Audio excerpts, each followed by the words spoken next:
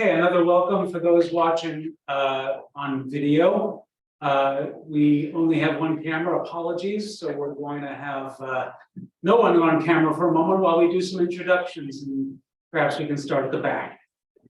Well, here, let me just introduce. I'll start off. I'm Colonel Malizato. I'm commander of the New York District Corps of Engineers. I've got a team with me. Go ahead. Good afternoon, everyone. I'm Joe Seaboat. I'm the Deputy District Engineer and Chief of Programs at the Corps' New York District. Good afternoon, I'm Bill Jones, Chief of Planning Division, New York District Court. Good afternoon, Olivia Kapler. I'm the Chief of Plan Formulation Branch within Planning Division. Hi, good afternoon. My name is Arun here. I'm the Coastal Engineer and Scene Leader at the Corps. Hi, I'm Ryan Clark. I'm an archaeologist in the Environmental Analysis Branch, sitting underneath Planning and Policy. And great time, Joe. Introduce yourself. Prior to the National Environmental Policy Act lead on the New York, New Jersey Harbor Tributary study. All right, so I just wanted to see, Nice knocking on you, Colonel. Kyle McCann with the research. I'm in the Corps of Engineers, but the district's nice enough to host me. So I hope you see we brought a big part of the team here. And I'll talk a little bit more before they speak, but it is critical to us to garner as much knowledge as possible. So I am very thankful that you gathered this group, and something will come from this. So We're equally thankful, and then maybe you could start with the non-Corps folks introductions. I'm Donaldo Ponce. I'm the acting academic director at Tributaries Master of Science, Sustainable Environmental Systems in the Graduate Center for Planning and Environment. We do a lot of community engaged planning, development, and sustainability. Hi, I'm Erica Brami. I'm a faculty at the School of Architecture, Planning and Preservation. I co-direct the network on adapting these environments. And I'm a research affiliate with the Center for Sustainable Development.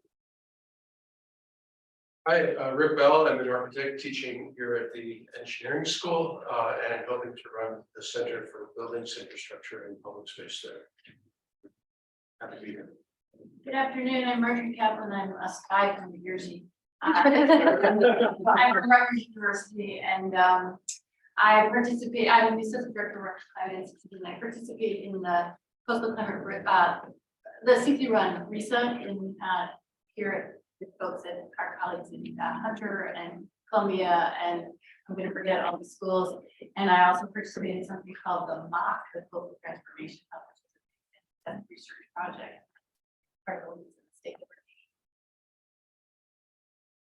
Hi everyone, Małgosia Madejewicz. I'm an economist at the Center for Climate Systems Research here at Columbia, and also part of the CC Run group, and that acronym is the Consortium for Climate Risk in the Urban Northeast, and also part of the Coastal Resilience Network here at Columbia. I work mainly in adaptation to coastal. Michael Gerard. I'm on the faculty of Columbia Law School, teach environmental law and energy law, and direct the Sabin Center for Climate Change Law. Hey, I'm Joyce Klein-Rosenthal, and I'm faculty at the Climate School, and I teach project-based courses that work on coastal resilience, among other topics, with clients as government agencies for the students and nonprofit groups.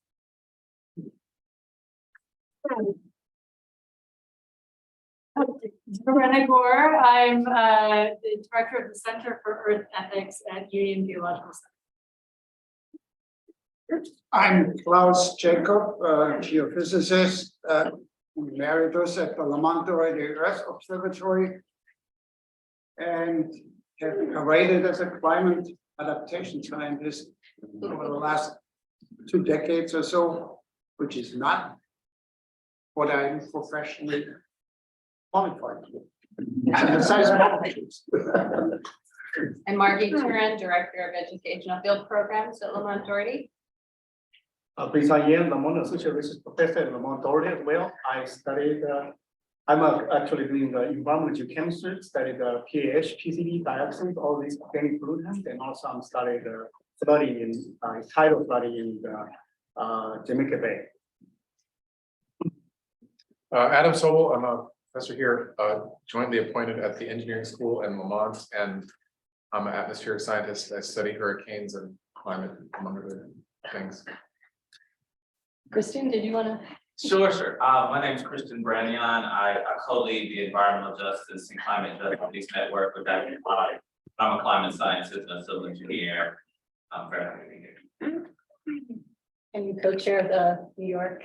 I co-chair the New York City Panel on Climate Change. It's New York City's version of IPCC. I lead the climate science working group.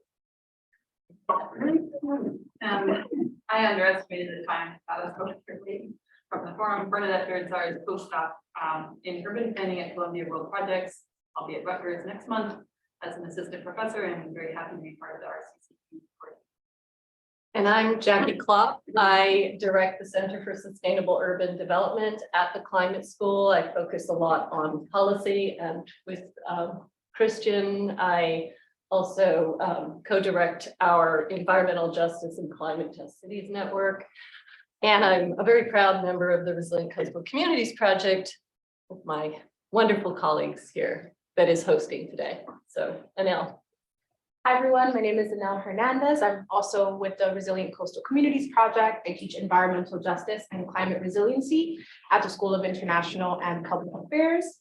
And I also work at the City Council, so working on a lot of climate and environmental policies at the same time.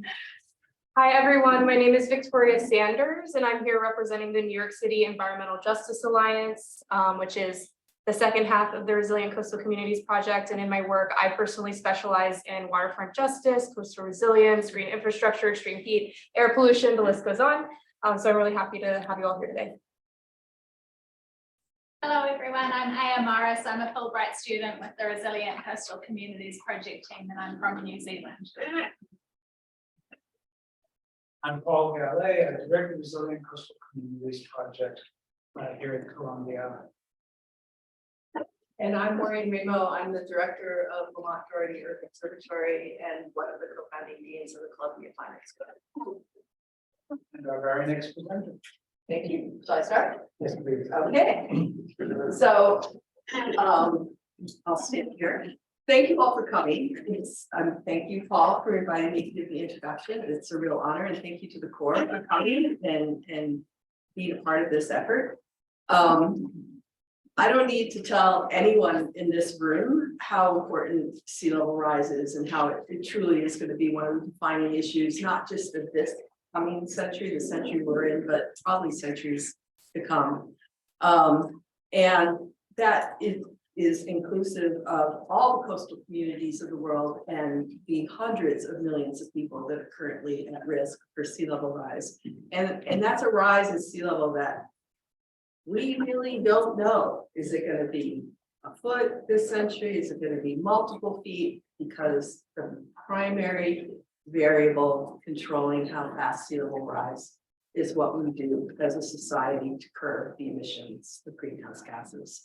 So I actually am a sea level scientist, and my journey as a sea level scientist, I study past climates, and about 50, my expertise over much of my career has been studying the Pliocene, which is this period of time, 3 to 5.5 million years ago, prior to the Northern Hemisphere ice ages, when global mean temperatures were 2 to 3 degrees warmer than pre-industrial. Atmospheric CO2 levels ranged between 350 and 450. So it's starting to sound familiar. So about 15 years ago, in the late knots, I started getting phone calls from journalists and other scientists saying, "No, how high was sea level in the Pliocene?" Like, that's a really important question. So I started looking at the literature, and it wasn't anything that was kind of front and center in the paleoclimate community. And literally there was only about 5 to 8 papers that had ever been written and speculated about what sea level was during this warm period just prior to the ice ages. And the estimates range from 5 to 10 meters above present to 60 meters above present. And my colleague at the time that I was discussing this with, Jerry Mitrovica, kind of coined this as the Pliocene sea level paradox. Why, wherever you looked at Pliocene shoreline deposits, were they at all different elevations? And so that began a research journey that eventually encompassed fieldworks on 6 continents, numerous postdocs and graduate students, and numerous international collaborators. And over the course of the last 15 years, the field of studying past sea level has really been transformed. And, you know, if I think about what was the biggest revelation that came out of all of that, was this understanding that the ocean is not a bathtub where the sea level just goes up and down as ice sheets wax and wane. It was far more complex situation. And we realized that there's crustal movement in coastal regions. I mean, we know that instinctively from places like Venice, but crustal movements are happening everywhere you look, everywhere around the world. There's water movement. The water never lays flat. There's gravitational effects that are pulling it this way and that way. There's glacial isostatic adjustment. There's dynamic topography. There's gravitational fingerprinting. All these things that we never thought about before all came into play. Also, when you think about sea level rise, for all of those reasons, it's not uniform around the world, right? So right now, we have a project that Margie is involved in. It's called Greenland Rising. And why is it called that? It's because the sea level is falling around Greenland. And that, of course, is because as the Greenland ice sheet melts, it exerts less of a gravitational pull on the ocean. So the ocean is actually kind of relaxing away from Greenland and sea levels falling. So what we know is that everywhere around the world, and even in one place like New York, how it experiences sea level rise or fall or stasis completely depends on where it is. It depends on the local geology. And probably most importantly, it depends on where the ice is melting. We will have a completely different sea level rise here if most of the ice melting is from Antarctica versus Greenland.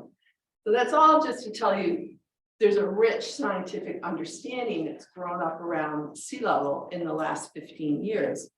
And all of this is obviously incredibly relevant to the predictions and just kind of like, you know, the baseline that you all have to deal with in planning about how to go forward. And uncertainty is always incredibly difficult to deal with.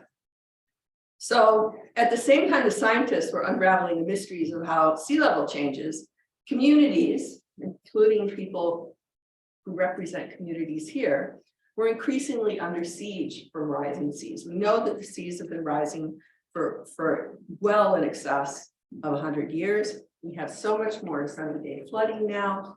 We have collapsing shorelines. We saw that with just the most recent hurricane. And at the risk of Adam telling me I'm saying something wrong, the debate, my personal view, and you can tell me if I'm wrong, is that this debate over whether hurricanes are going to get worse with global warming, I don't even understand why we have that debate. We have another foot of sea level. The hurricanes, by definition, have to be more destructive because those storm surges are infinitely more destructive with all that extra water. So to me, that's a non-debate. Okay with that? Good, okay. So yes, hurricanes are more destructive and it is because of climate change. So bottom line, the science of sea level rise is complex and the coastal impacts on communities and ecosystems is equally complex. There's not going to be any silver bullet that, you know, solves every coastal resiliency problem. And it's clear, it seems like to me, that the best solutions will be those informed not just by science and engineering, but also by the needs and site-specific knowledge of the communities on the front lines of the encroaching seas. So I think of myself as an oceanographer, but I also know that being near water is one of the most uplifting and soothing places a person can be. And I think it's also how most people experience nature. We all love to go to the shore. I think the love of water resides in most people's soul. It's a very elemental feeling. And so this group, I just have so much admiration for, because you were thinking about this on so many angles. You're thinking about, how do we make our shorelines beautiful? How do we make them functional? How do we make them safe? How do we make them clean? How do we make them inclusive? How do we be respectful of the historical communities that have lived near the sea?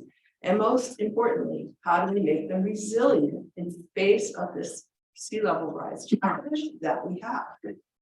So how do we center both ecosystems and built solutions in our efforts to not only adapt to rise, but to mitigate sea level change? How do we take the lessons and knowledge generated by great teams, such as the one in this room? And how do we export that knowledge, you know, from the core, from the university, the Northeast core, and export it to less privileged and less resourced parts of the world? And I'm thinking including US territories such as Guam, Marshall Islands, and Puerto Rico. And yesterday I was at the Democracy Forum of the Obama Foundation down in the Javits Center and heard the chief of staff of the president of Guam talking about climate change challenges in their nation. And it just makes it very real how important the work that groups like this do and in creating solutions that can be shared globally. So these are some of the goals that I hold for all our scientists at Lamont Doherty, that are the aspirational goals of the climate school, of which almost everybody in the room here is part of, and also for Columbia and all our community partners around the Northeast metropolitan region. So I'm very happy to see everybody in the room. Is really happy to hear all the different lenses through which you came to look at this problem. And climate change truly has created an all hands on deck moment. I mean, the ship is Mother Earth, we're going down, and it needs everybody to engage and everybody to bring their expertise to solve this crisis. And not just in our waterways, but also in Washington, DC, because the big externality, right, of course, is the rate at which we're putting CO2 into the atmosphere. And that's the single biggest determinant of how bad this crisis is going to get. So with that, I thank you all for coming. Thank you for inviting me to talk. And I won't be able to stay for the whole afternoon, but I look forward to hearing what we have to say. Thank you, Mark. Thank you. I'm going to introduce Colonel Lozata and the Army Corps team in just a moment, but Mo has asked me to say some things to help orient us to the work ahead. And unfortunately, she said most everything that I need to say by observing just how complex and how important a task this is.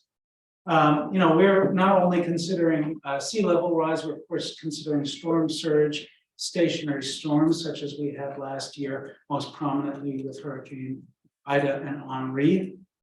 Any effective flood mitigation and community protection strategy also has to achieve other goals that go along with flood prevention planning.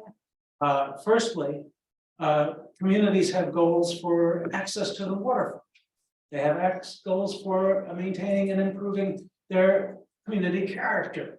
Many communities deserve to have an opportunity to rebound from a history of decades, even generations worth of structural disadvantage. And every community has the right to take advantage of co-benefits that can create jobs, that can provide for more vibrant ecosystems. Recently, there was a ceremony to honor folks at the New York City Economic Development Corporation who work with NEJA member Uprose on the South Brooklyn Marine Terminal offshore wind and ecological restoration and green jobs and community enhancement program. And if you aren't familiar with this, I can tell you, you have an exciting and reassuring story of synergy and co-benefits coming your way. And so we have an extraordinary amount of talent in the room, and each of you working individually can do great things, but all of us working collaboratively can do far more. And I think we all know that this problem is large enough and complex enough that we must work collaboratively or we will be overwhelmed. And so with that, I'm going to invite Colonel Lozado to come over. I'm going to stay around just long enough to put up your screens and then turn it over to you and your team. Appreciate that, Paul. All right, so I can't thank you guys enough. Paul, thank you for putting this together. As I've said in the past, so okay, why is the Army in charge of the Corps of Engineers? And it really goes back to, you know, especially here in the New York Harbor, back in 1775, George Washington put his finger in the chest of a colonel and said, defend the harbor. All right.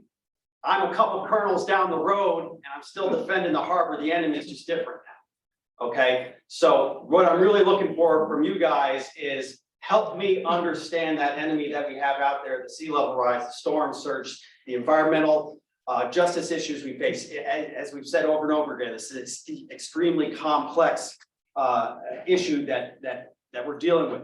So my mindset is always execution, execution, execution. Okay, that's the task that I've been given. That's what I've been charged by Congress to do. We got authorization for this study. We lost it for a little while. Somebody told us to get our mops and buckets out. We got it back now. All right, we got the funding again. And so we are of the mindset because we want to get this done too. And we know that politics changes things. It changes focus. We have a window right now and we have to execute within this window that we have. So we have to execute the urgency. All right. So the challenge becomes, okay, how do we ensure we maintain that momentum going forward? Is we have to balance what we know with what we can actually accomplish. All right. So there's this balance between the wisdom that we've gained and the ability to apply that wisdom in this current point in time. We may not be able to apply all of the wisdom that we have right now. What we need to find out is what wisdom can we apply to the window of time that we have right now to execute something. And so that is not just the science and the engineering behind things, it's the psychology of the people that are impacted by these projects. It is the economic situation that we're currently in. It's the politics, you know, homeowners, other interest groups, the bureaucracy that we have to face. How do we take that wisdom, put it through all of those lenses and build something at the end? Because we can talk about and study things forever, but if we haven't constructed something in the end, then we fail. Okay, and we're never going to build the perfect solution. So it comes down to where can we find those win-win opportunities, but dare I say, sometimes there's some compromise that needs to occur as well. Or what I fear sometimes is we can get, you know, analysis paralysis. You know, we have to find our way around that so that we can actually build something. And I've got a small, hardworking team up here. You know, I've got great individuals. We're hiring, by the way. If you have students send our way, brochures. Because the reality is, in the studying it and the understanding it's important. But if you don't apply it and execute and build things like my team is leading and trying to get us to that construction point, then all that knowledge is for naught. So we need good folks. And with that, Olivia, I'm going to turn it over to Olivia. I'll just make one comment. We're in the midst of what I'll call an evolution, maybe even a revolution on the way the federal government, particularly through the Corps, is looking at the challenges that are before us. Even as recently as 15 years ago, the way we operated was a storm would hit a location, everybody would rush to the location, we determine what the impacts were, we look specifically at how we might be able to mitigate or reduce those impacts, and Congress would give us an authority to go study a piece of beach for some short distance where the impacts occurred, and we come up with a project. Even after Sandy, we got in New York and New Jersey 60 projects to actually go execute that were going to reduce the risk of another storm like Sandy. But we all know no two storms are alike. In Sandy, we finished 52 of those projects, 6 are in construction, and there's 2 left, and we're going to build those. So we're going to completely complete that Sandy restoration program. But the reality is the next storm will be different. It will hit the coast at a different angle. It will have a different intensity. The size will be different. So the evolution and the revolution is, as you look around the country now, the new authorities that we're getting and we're utilizing are now focused on comprehensive looks at resiliency and opportunities within regions or watersheds. That's why this is so significant and why that we're in this unique place in time where us all working together can start to do some things that are different than the way we've done them in the past to the benefit of a lot of different public interest factors. So we're excited about this. It's comprehensive. You're going to hear about 2,000 plus miles of shoreline. We're looking at a really huge area. It's a little bit new ground for us. So, take that with a grain of salt. We're trying, we're learning as we've gone through this as well, as is the entire Corps of Engineers and all the partner agencies we're working with, but we're excited about it because we think this is groundbreaking stuff. And the way we may see this ultimately funded, the way we implement it, prioritization, multi-purpose projects that I heard folks talk about, hey, we still gotta have tourism, we still need a strong economy, we need a good environment, we need good, we need good stuff all around. How do we integrate a large storm risk resiliency project into the communities and into the region so that it's having the positive effect that we needed to on storms and resiliency, but also not having effects on all those other public interest factors. So you're going to hear a lot of new buzzwords today from us, a lot of new terms and a lot of new ideas, but we're excited about this. So Lydia's gonna come over, she's gonna tell you about the tentatively selected plan. That's what we want to focus on. All right, and we want to focus on how you guys can help us tweak that plan to where it best gives us the benefit that we need while making it something that the politicians and the homeowners and the communities can live with. Because if we don't get the buy-in, we won't get it built. All right, so with that, Thank you, sir. Just want to get oriented and set up. Excellent. Hi, thank you. Good afternoon, all. Thank you for the opportunity to talk about the New York, New Jersey Harbor and Tributary Study, also known as the HAT study. So what I'm here to do today is to provide a common frame of reference for our discussion on collaboration later. And I'm going to do that by describing our study background, the details of our tentatively selected plan, so you can see where communities might be affected by the construction of our project, chances to provide feedback in our study process. And then I'm also going to talk about our attempts to reach out to broader swaths of the public, our public outreach attempts, and the challenges that we've encountered so far. That's another opportunity where you can help us. And then I'm going to turn it over to Ms. Cheryl Alkemeyer, who's going to discuss our environmental considerations, which make up some of the other opportunities for academic collaboration. All right. So don't worry. I mean, there are a lot of slides, but I'm planning to move through them pretty quickly. So there are some important things to note. The first is that the tentatively selected plan is preliminary and conceptual. That is, we're actually in the middle of that first box that says planning. We don't have approvals yet, and construction is not imminent. Another thing to keep in mind is that everything I'm going to talk about today, as detailed or as long as it is, it's actually just a summary. So you're going to be able to find way more information online, and I'm going to go into those resources. The report itself is located at that highlighted address in the bottom. And feel free, we'll give you that address as well if we've passed it. We're also going to share this presentation afterwards, so don't worry about capturing everything on slides. This is a screenshot of the study page where you can find the draft report. So the red box on the left is the link to the report. Now, right above the report links, we have the a reader's guide. And this report was released September 26th The main report itself is 550 pages. By the time you count the appendices and sub-appendices, I think we're pretty close to what, 3,000, 4,000 pages. So I strongly recommend looking at the reader's guide to figure out where things are, don't just pick it up. There's also a guide on that reader's guide to our web-based tool. The web-based tool is known as our story map. It's an interactive GIS-based application if you prefer to receive your information graphically. So in the later part of this presentation, we're going to have a lot of images and maps. They're going to be hard to see, but don't worry, you can zoom in on the details on the story map.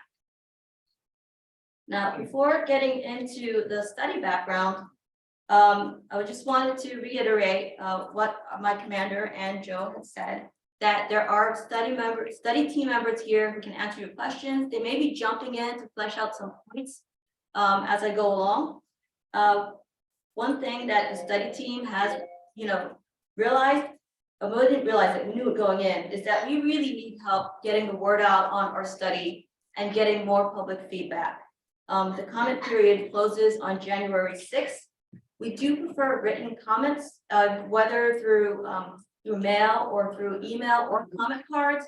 And the reason for that is we don't want to paraphrase what somebody has said. We want to hear from people in their own voices. And the comments that come in are recorded, and then we respond to them as one of our appendices, for a future version of the report. So far, we've had 3 public meetings that started since October, and there will be more virtual public meetings. They haven't been scheduled yet. We're also planning to do a suite of public meetings. Those have not been determined yet. We're still working out the locations and the times. So we welcome anybody to please get on our listserv for updates, and that address is also on our website. And we're working with, what's her name, Karen, for Katie? Trying to bring a group, what I asked them to do was to kind of collectively bring together a lot of the interest groups, and they've done a great job of that so that we can collect comments.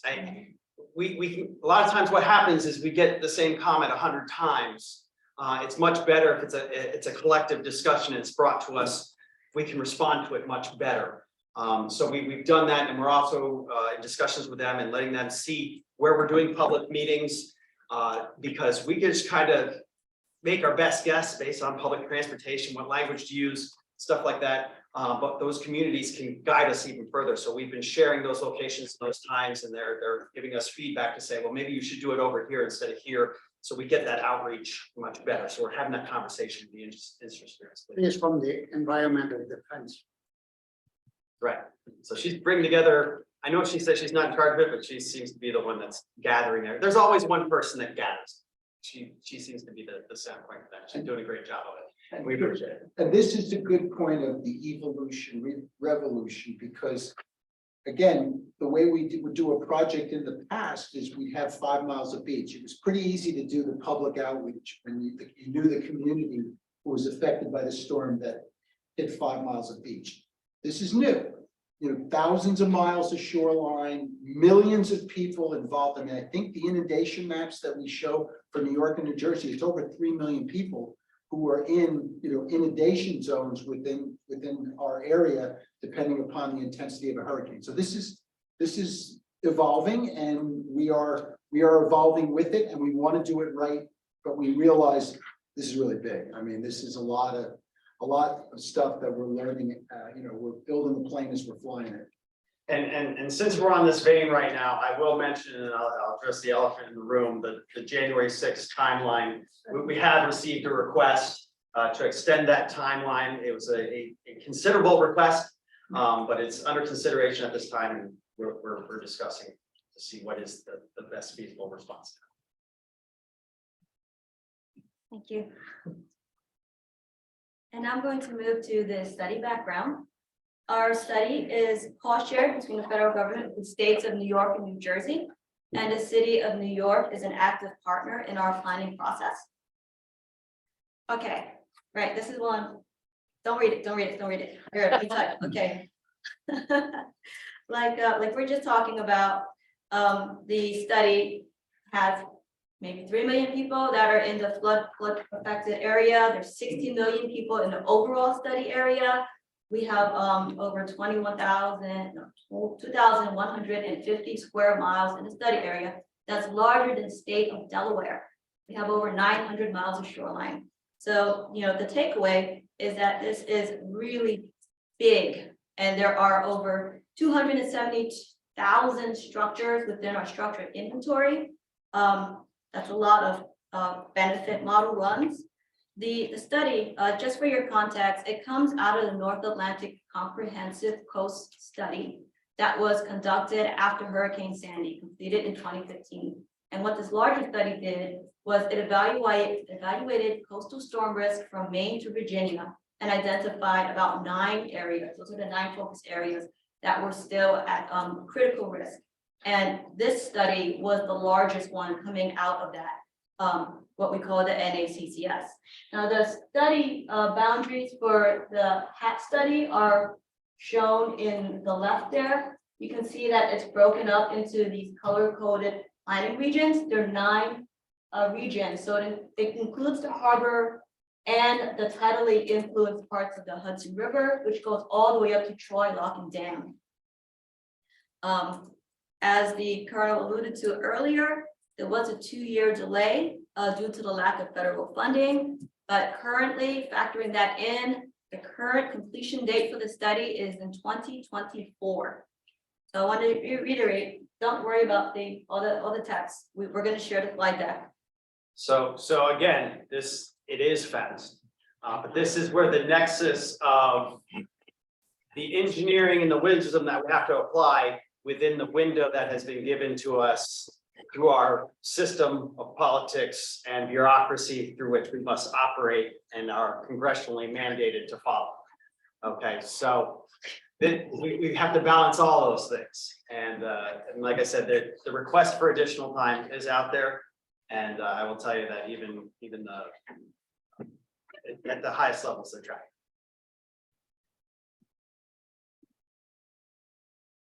All right. Our analysis included an inventory of existing conditions beyond the people and the property at risk. We also considered critical infrastructure, natural resources, including threatened and endangered species. There were also navigation considerations, impacts to port trade, recreation and parks. Now, each set of these existing conditions was covered 9 times, you know, once per planning region. Cheryl had to write a lot of that. So yeah, I think she knows our region really well now. Now, the image on the right is the extent of our 1% annual exceedance floodplain with the intermediate rate of sea level rise through about 2095. All right, so here's an overview slide of the alternatives that we considered. The largest alternative over there in the blue with the outer harbor barrier, it consists mostly of in-water structures. And as we move from the blue to the green part, the in-water structures get smaller and there are more land-based structures until we get to alternative 5, which consists solely of land-based structures located at the most vulnerable parts of our study area. We do have an alternative 1, we didn't skip it. It's actually our Future Without project condition, which acts as our baseline for evaluating the performance of alternatives 2 through 5. And when I say without project, I'm talking only about our current Army Corps study. There are other federal efforts by the Army Corps, by FEMA, by HUD that are already underway. And we were accounting for those as, you know, everything in the Hurricane Sandy resilience programs. There are also state, local, and private investments that we factored in as well. Another important part of our Future Without project conditions is the sea level rise. As the dean said, it's not just sea level rise. We're actually supposed to say relative sea level change to account for the fact that it's rising in some, you know, rising and falling. So relative intermediate rate of sea level change. The formulation so far is based on that rate that is we designed to it. However, we do communicate the performance of these alternatives under the low and the high in our report. And the sensitivity of plan selection as well. Now this slide shows the projects that we assumed as part of our baseline. And the lines, you can see there's a line on the south shore of Staten Island and another one on the east side of Lower Manhattan. Those represent projects that are going forward that match the concept designs that we have in the draft report. That is to say, they match the performance of the alternatives we're looking at. There are also dots that you'll see in Raritan Bay and somewhere else in New Jersey, I think. Those are projects that were substantial enough to be included in our economic modeling, but they're not as robust as what we're recommending in our tentatively selected plan. So if you want to know how we included it, basically we have tell us the linear extent of your project and how high it's going to be. And then we factor that into our economic modeling as part of the as part of, it's going to be in place. So let's see how that does with the storm coming in. All right. Here is our slide on the different sea level change scenarios that we use in our study. The Army Corps slides are the solid lines at the bottom. The New York and New Jersey projections are represented by like the circles, the dots, the triangles. And again, I just want to emphasize, we're in the middle of that first part where it says study. There is still a ways to go before we move into design. The end of design is anticipated by, the study concludes in 2024 so far. Then we need to wait for authorization and do designs. That's going to be done by 2030. And then we're anticipating about 14 years of construction. Construction will be complete about 2044. And then after that, we evaluate about 50 years of economic performance. The project continues to function after those 50 years. It's really about being able to be confident in our projections about the benefits and their discounting. It's still in place. And so there is also, beyond our economic period of analysis, that 50 years I was talking about, a planning horizon that extends 100 years out so that we can communicate how the project will perform over a longer span of time. All right, so here is another overview of the alternatives. This is a composite showing the locations of the proposed barriers. They're color coded so that alternative 2 is purple. You can see where the features of 3A are, 3B, and 4. So you can see that some features like the Jamaica Bay barrier appear in multiple alternatives of 3A, 3B, and 4. And basically the point of this is to show you that, before I was talking about how we're going from mostly in water to being land-based, here you're gonna see that we have like big solutions that are at the entrance. It's like being at the trunk of a tree, and then as you're moving up, you go to the branches and then like to the leaves, the most localized level. So that's how we developed our alternatives, basically from the most comprehensive, going down to regional, and then to the most localized. Not shown on this map, although it is included, we have the shore-based measures that were on alternative 5. We have natural and nature-based features and non-structural treatments as well. I just want to do a quick check, a quick jargon check. I said non-structural. Is anyone not familiar with what that term is and how the Army Corps uses it? Explain. We're so used to it. Yeah, thank you. Thank you. So we're talking, what I've been describing up to this point are structural solutions which are designed to somehow alter the frequency or the severity of flooding. You put up a dam or a dike, a flood wall, if you're behind it, then you're not going to experience frequent flooding as frequently. Maybe even to the point where you don't have to pay flood insurance premiums anymore. A non-structural approach is, hey, it's still going to continue to flood, but what we're going to do is we're going to get people and their property out of the flooding, out of harm's way by elevating their structures, by floodproofing, or by buyouts. So that's the distinction between non-structural and structural. All of our plans include non-structural. We just we've identified preliminary spots, but not this specific ones yet, because that comes later in our process. I'm still looking for an explanation what the red things, they look all like the barriers, but I'm not sure. I can't find them. The red things, yeah, there's no guide to that. I think, Arun, you can correct me, but I think it's just saying that, yeah, that's a barrier. Yeah, exactly. And it's, so there's all the alternatives on one slide, right? So it's a little confusing, but yes. Maybe next time we We'll can zero take them in. out.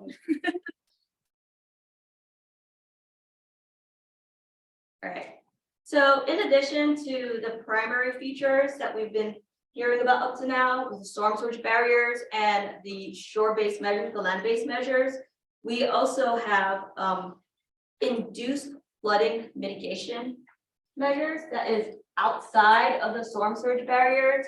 If the implementation of our project causes water levels to rise outside because it's being trapped by more than a foot, no, half a foot. I think it's half a foot.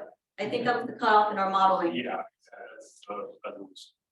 Yeah, it's one of the sub appendices. I think it's B5 or something like that. You can read about it.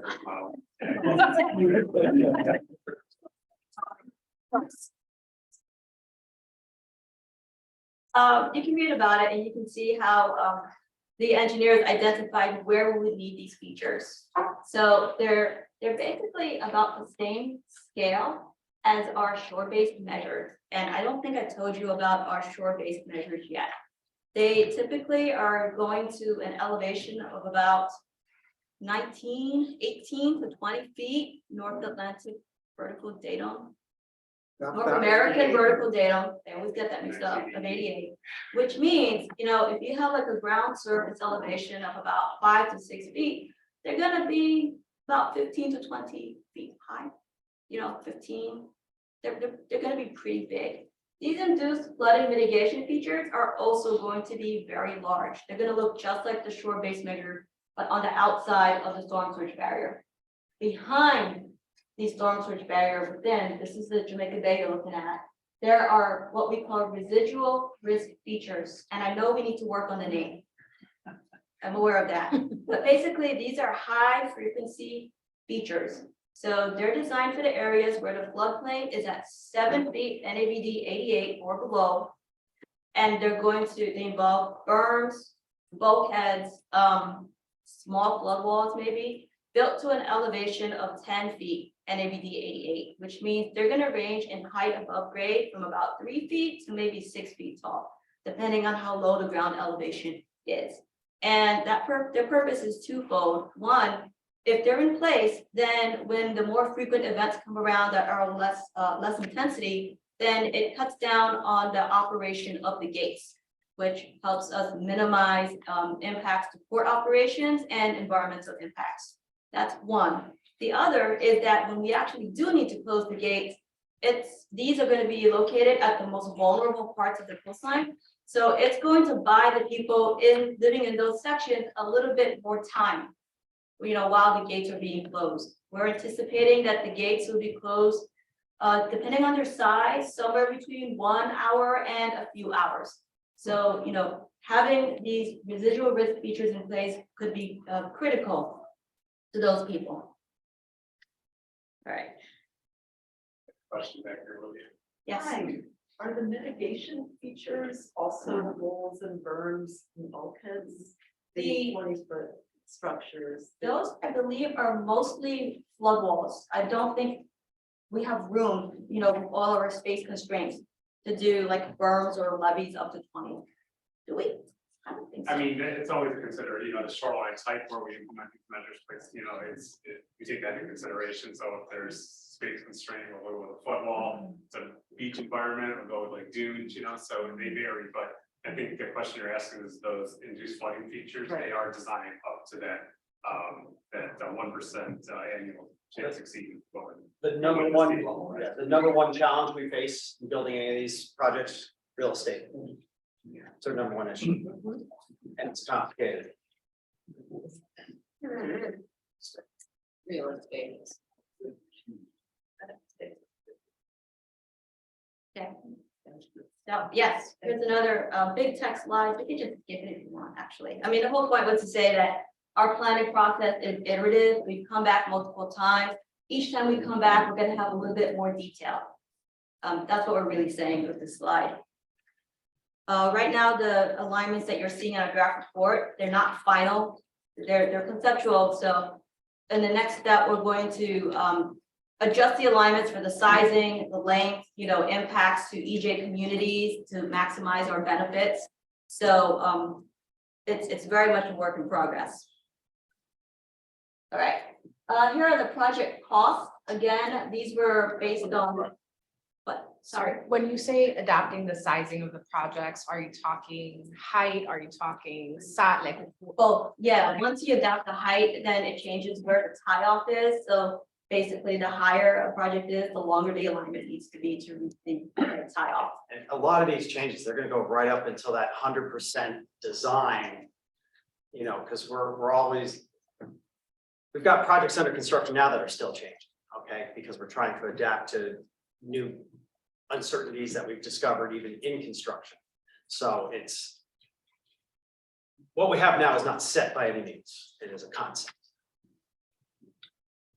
Question, when you said 15 to 20 feet high, 15 to 20 feet above what? Is it the ground surface? Or Yes, above the ground surface. surface? Because ground surface varies. All right, so these are the project costs based on that 1% annual exceedance probability level that Arun referenced earlier. And what I'm trying to show you is that we include not just the construction costs, we're also factoring in a pretty substantial contingency because it's so far in the future, like 50 to 60% contingency. OMR, here we go.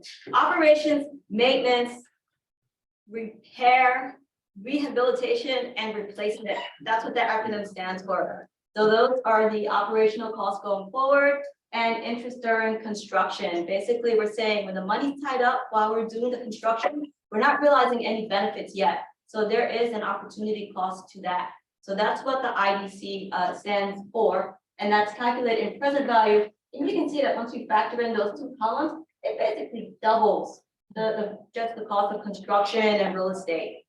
So this table is in the report too. I know we are running low on time. Now here are the project costs and benefits. The green line is our tentatively selected plan, alternative 3B. But I did want to tell you, we don't formulate for specific storms. We're not formulating for Sandy because as Joe Siebold mentioned, the next storm is not going to come in the same way. We actually formulate for a suite of projections, series of storms ranging in intensity and frequency, and that's how we actually do our evaluation. Now, the next, I've got like 12 slides now about alternative 3B. Make time for sharing. I know, 3 minutes for courtroom. Okay, thanks. Sure. All right.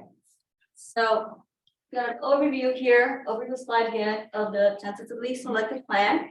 The image quality is really going to be best on a story map. The reason I'm showing you the reason I'm going to be showing you these images is to give you an idea again of where the features are, so that we can think about the communities that might be directly affected. All right, so I'm going to start with the large storm barriers, and then the smaller storm barriers, and then the shore-based measures. All right, so here is the large storm barrier across the entrance to Jamaica Bay. You can see there that it is 3,800 feet in length in the water, crest elevation of 18 feet, NOV 88. There are auxiliary gates on the side that will be open most of the time for flow. But the navigation gates in the center, they are sector gates. Most of the time, you're going to see that the shoreline-based tie-ins are much longer than the storm surge gate itself. Now, associated with the Jamaica Bay gate, there are also, you'll see Jamaica Bay risk reduction features on the right here. Those are represented by dots. And then the crosshatch areas are the areas that are behind the residual risk features. So those things that are built to like elevation 10, as opposed to the tie off for the gates, which were to elevation, well, 19, 20. get the idea. And the tie-off for Jamaica Bay Gate is very long. You can see it actually goes around the Rockaway and up routes around Brooklyn. Now, on the other side of the harbor, there are also storm surge gates at the Kilban Call over there between Staten Island and Bayonne, I think, and the Arthur Kill at the very southern end of Staten Island over there. We've noted, going to be some, those are very important navigation channels. So we're going to have to think really hard about how to minimize disruptions to port traffic. Here's some more detail on them. You can see that they're similar in height to about 19 feet crest elevation, NAVD 88. Again, they're going to have to be a lot of thought about the navigation considerations. And all the gates have auxiliary gates to improve flow or to maintain as much of the existing flow as we have. Right?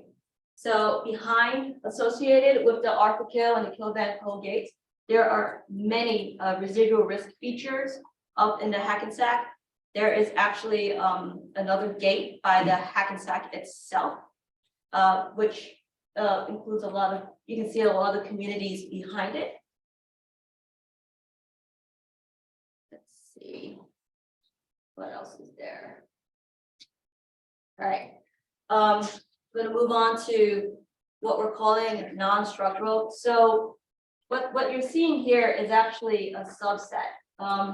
There are areas within our study area that we identified as, we couldn't justify that very large shore-based measure, the very large flood wall or levee, but we know that there are still communities at risk.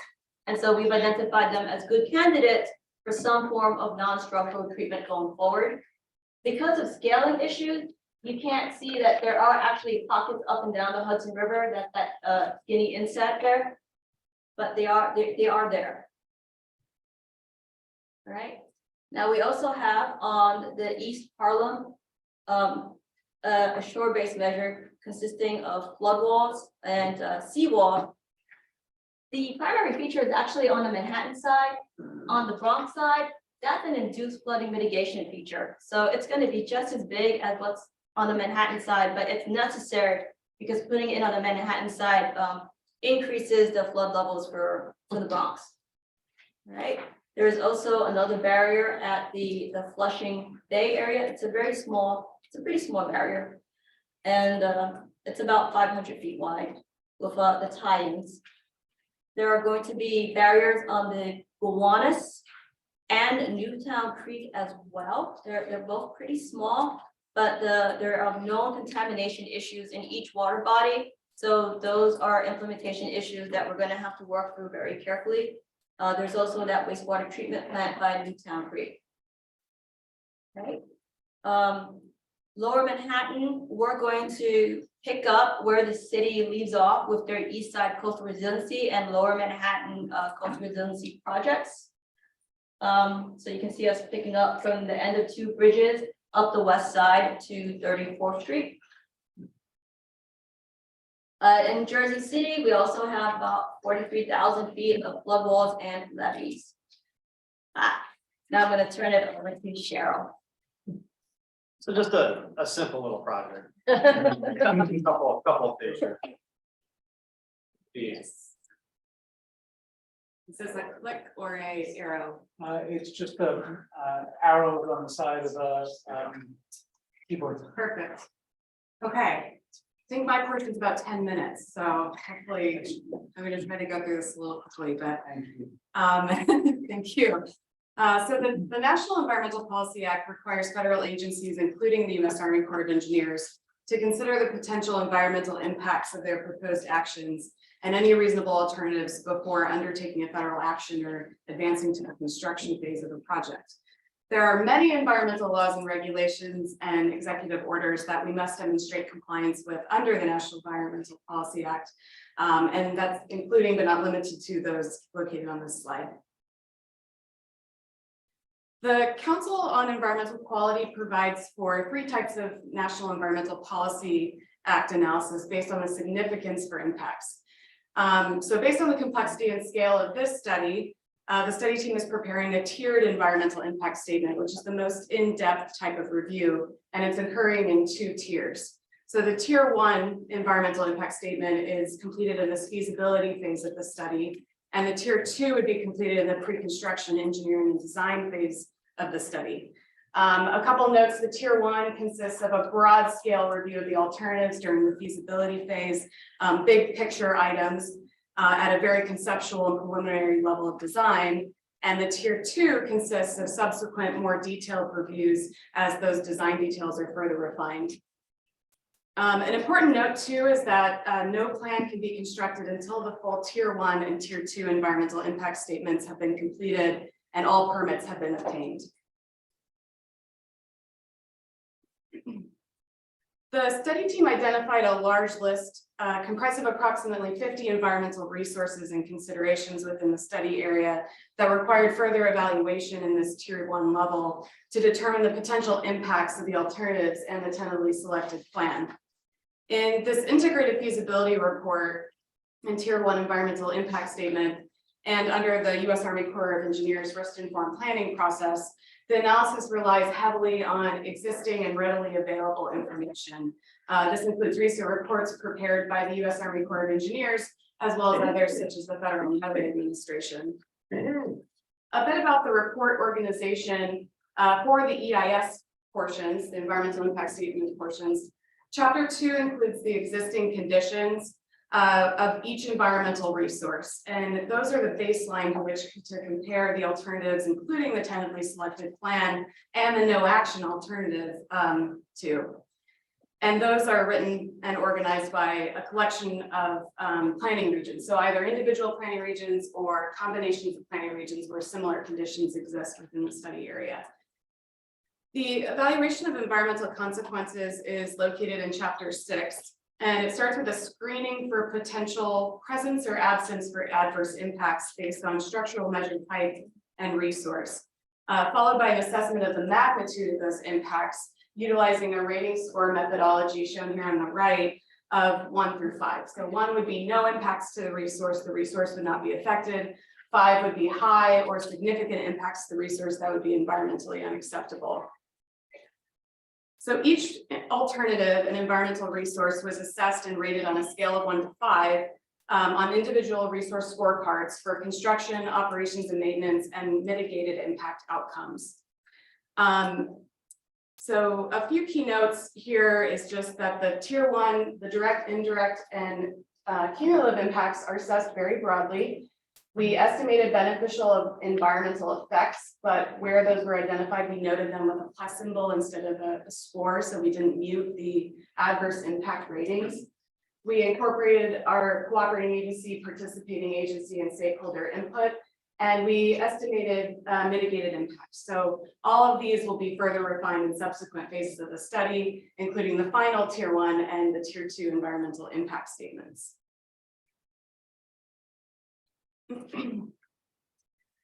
So after each individual resource for the alternative measures were rated scores of 1 through 5, the individual resources were combined into resource categories and averaged together to assess the alternative's overall magnitude for impact. For construction, shown on the left, operations and maintenance shown in the middle, and mitigated impact score outcomes shown on the right.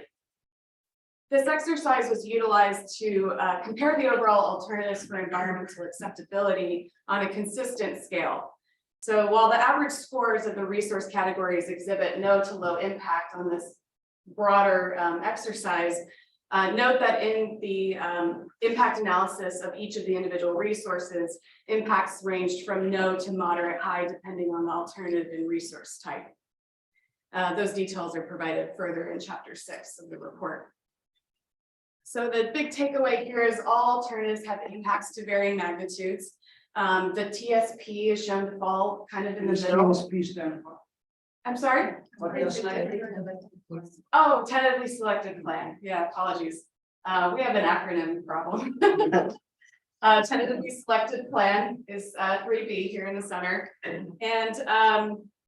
And those impacts are generally observed to be highest during construction, but generally are temporary once construction is complete and mitigation is utilized. And then additionally, all alternatives have beneficial effects.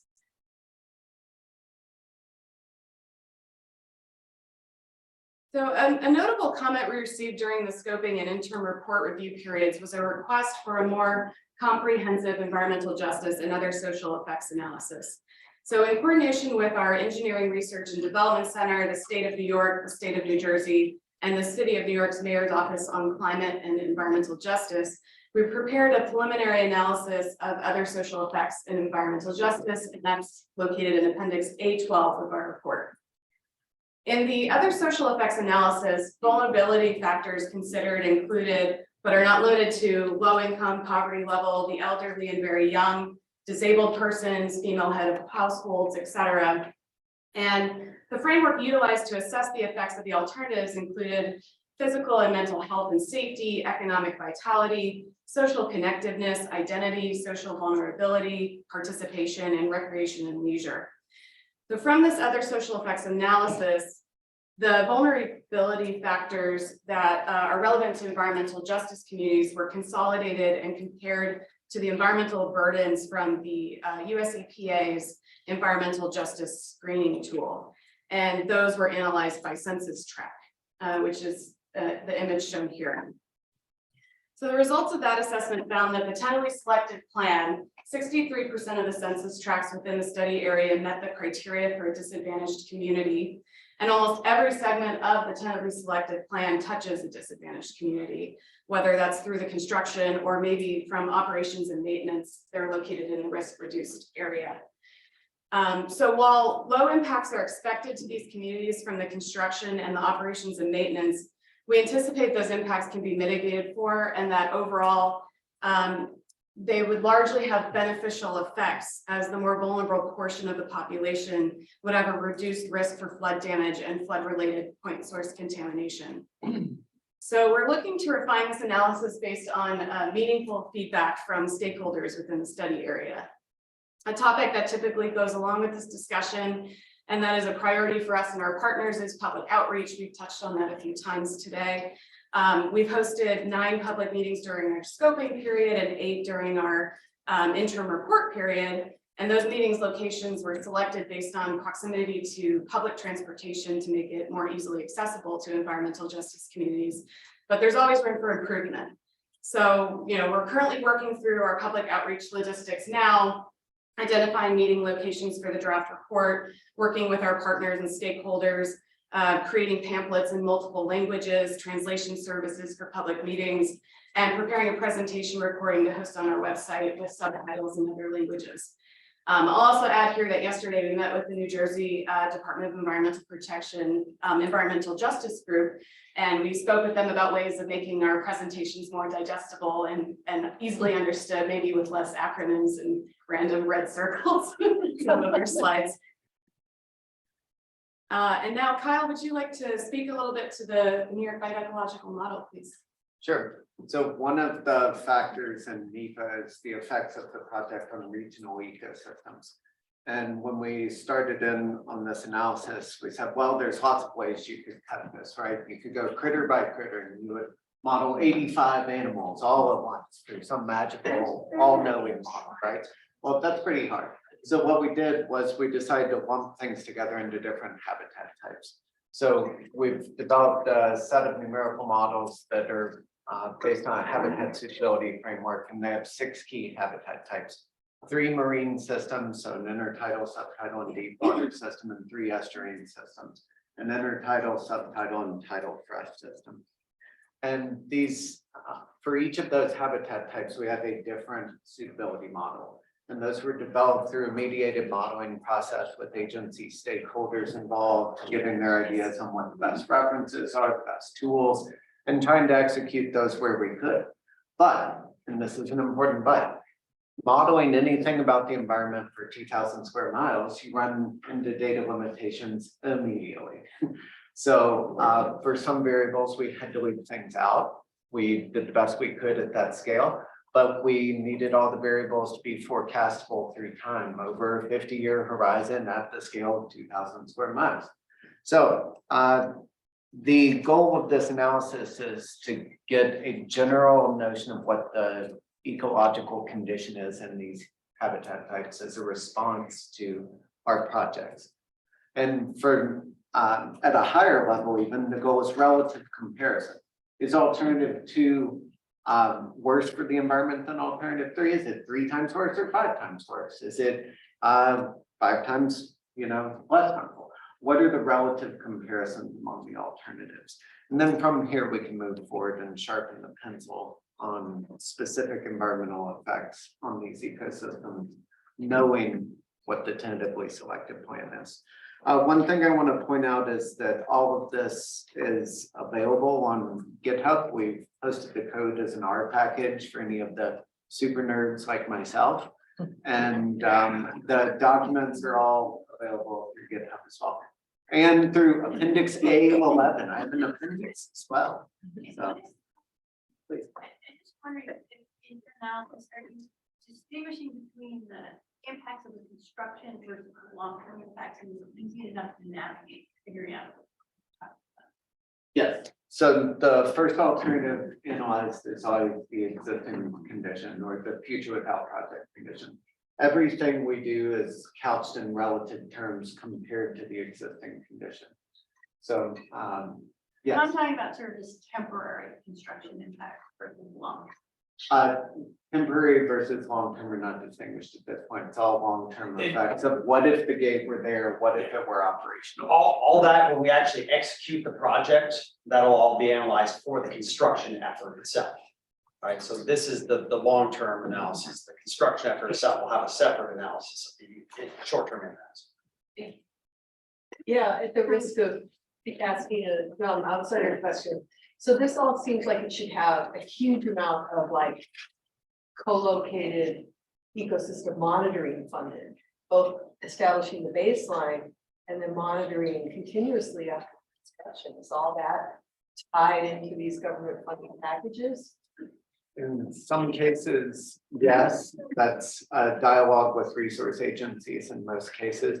I will say in the harbor, we have a unique amount of baseline data from lots of different past monitoring efforts through the harbor deepening programs and other things like that.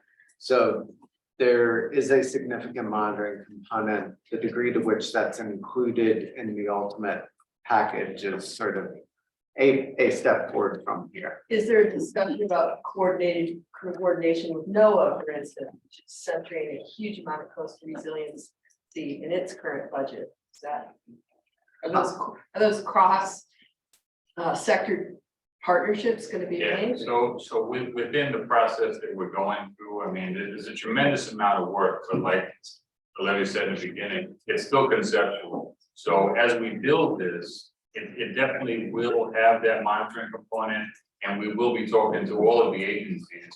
I mean, we talk to the federal agencies pretty regularly, but we will be using this as the basis to say, what other things are other agencies doing? How can we tag on to that, or make sure that we do what we need to do for this particular effort?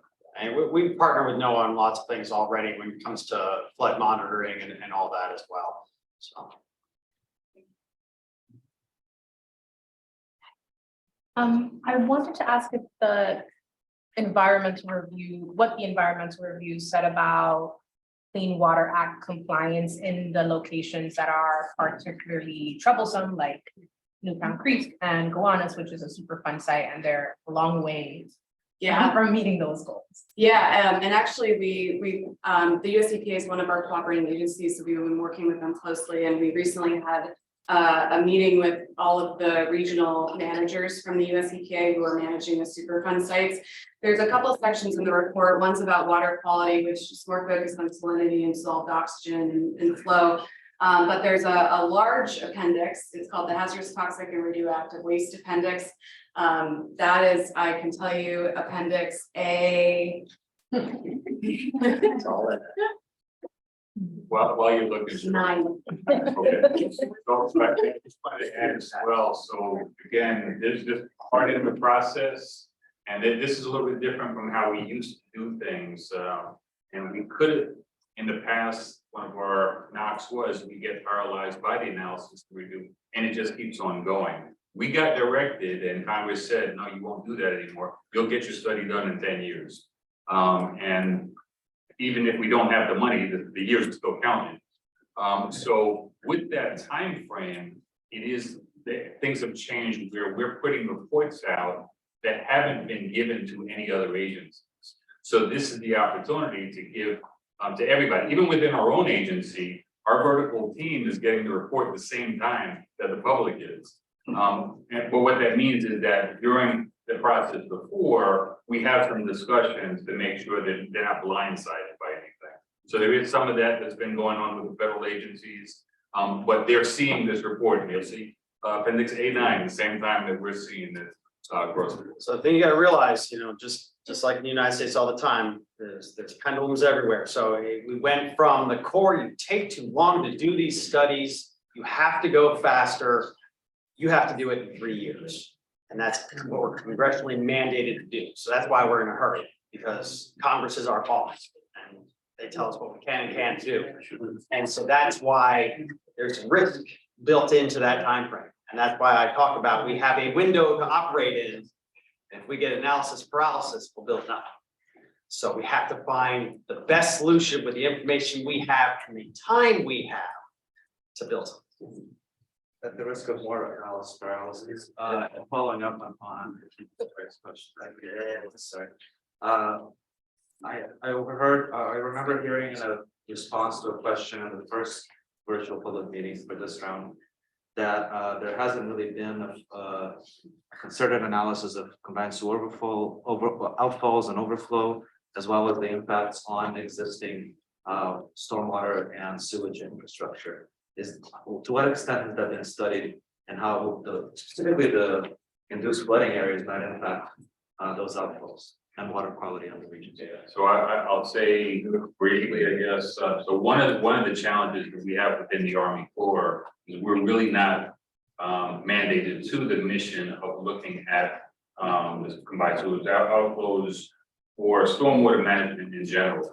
We've been working with the congressionals to see how we might tie in to have that embedded in, but we've really been looking at it more so from the storm surge part of it, using the existing information, the existing infrastructure as our kind of, this is what's happening if we don't have any project in place.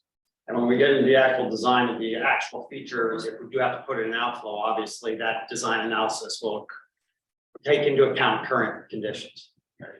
So we're going to have more opportunity for questions in the second half of the program when we get into the discussion of how we can collaborate. I think maybe there's one more item for the core to cover in regard to community engagement and the environmental and climate justice working group, and then we'll present for our CCP and still make time for a little bit of a break. All right. Thank you, Cheryl. Thank you, Paul. So basically, like I said at the beginning of the presentation, we need help getting the word out. So as Cheryl alluded to with the environmental justice slide, we've tried, we recognize that there is a diverse group of stakeholders out there who have varying levels of internet access. Some of them are not proficient in English. Some of them rely solely on public transportation. And some of them just don't have time because they're working different jobs, or they have many, let's say, commitments that they need to honor. And those are people that we've been trying to reach with our public meetings, and we've had trouble with doing that, to be blunt. We've tried holding the meetings close to certain neighborhoods where we know, that where there are environmental justice or disadvantaged communities. We've made sure that there's like public transportation access to it. And we don't get that many people showing up. And we've also tried varying the times. So now during the pandemic, we learned, hey, if we do virtual meetings, people are more likely to show up because it's not as much of a travel commitment. They can, maybe squeeze it around dinner. So we've tried mornings, we've tried evenings, we've tried weekends. And still, we're reaching a pretty similar kind of stakeholder. We're not really broadening our net. And so so we know that we need to leverage our existing relationships, the networks that the states have built up, the city, NGOs. We're thinking that this is something that we could really use, help with from the environmental and climate justice work group. In addition to like filtering our comments. Somebody I talked to, like, is this weekend meeting even gonna work? And she pointed out, if they're working during the week, they're probably also working on the weekend. So they didn't show up either. She said probably the bigger problem was that there was not much publicity. We have it on our website, our Twitter, our Facebook. And as you know, the federal government is doing it. It's probably old and outdated. It's open, so we need something a little bit more current. That's why we're reaching out to the working group there, because, one thing that we talked about in that meeting was that if we could get the community leaders to one of these meetings, they can advocate to their people about the project.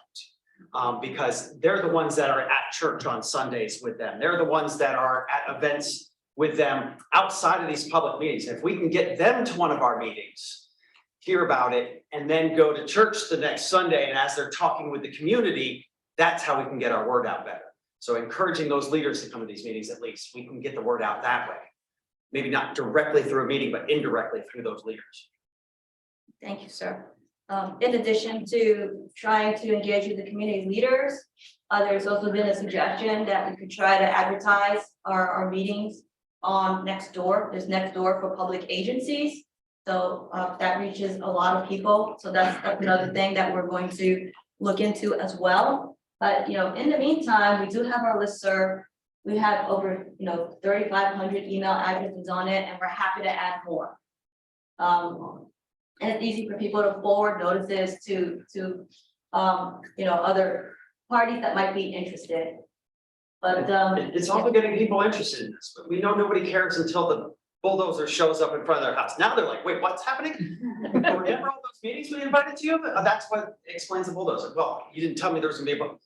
So how do we, just climate change in general, how do we get people excited about it? How do we get people excited about this? You may try goes to their community gathering also, because I know the Hampton Beach, they have the community engagement like every 2 weeks, something like that. You may go there, let's say, it will give you like 10 minutes and introduce yourself. We attend a lot of those. We get invited to a lot of them. Bryce, who's not here right now. So anything we get invited to, we pretty much try to get to. Okay, as I say, we're going to have time for more questions after the break. But I think at this point, we're going to present some of the research that's been done by the Resilient Coastal Communities Project in about 15 minutes as we try to get back on schedule. I'm going to present, my colleague Morris is going to present, all my other Resilient Coastal Communities Project colleagues have indicated a willingness to take questions or maybe offer commentary, and I'll sort of be looking to the front row for thus and such. Let's see if we can move this a little so that you can see that title. What have we learned through the first year of this project? The Resilient Coastal Communities Project was commissioned by Columbia Climate School on November 1, 2021, and here we are just about a year later. It is, as has been previously said by Victoria Sanders from New York City Environmental Justice Alliance, a partnership between Columbia and NEJA. And it is a 7-person core team. We have 18 advisors, many of whom are in the room today. Others will be participating afterwards.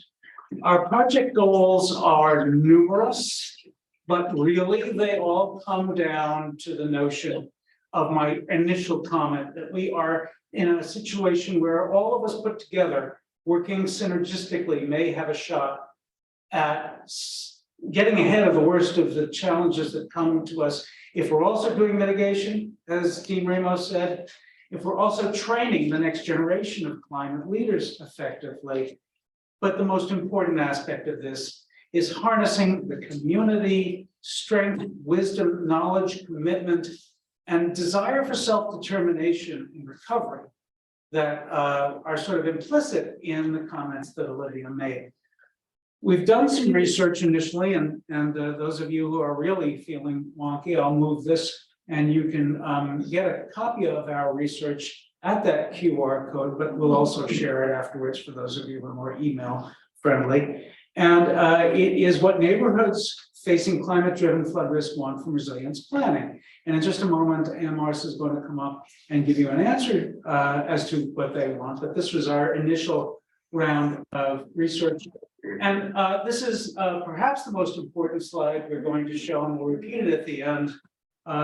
We have, through these interviews and through our other research, created this sort of four-step vision for community empowerment.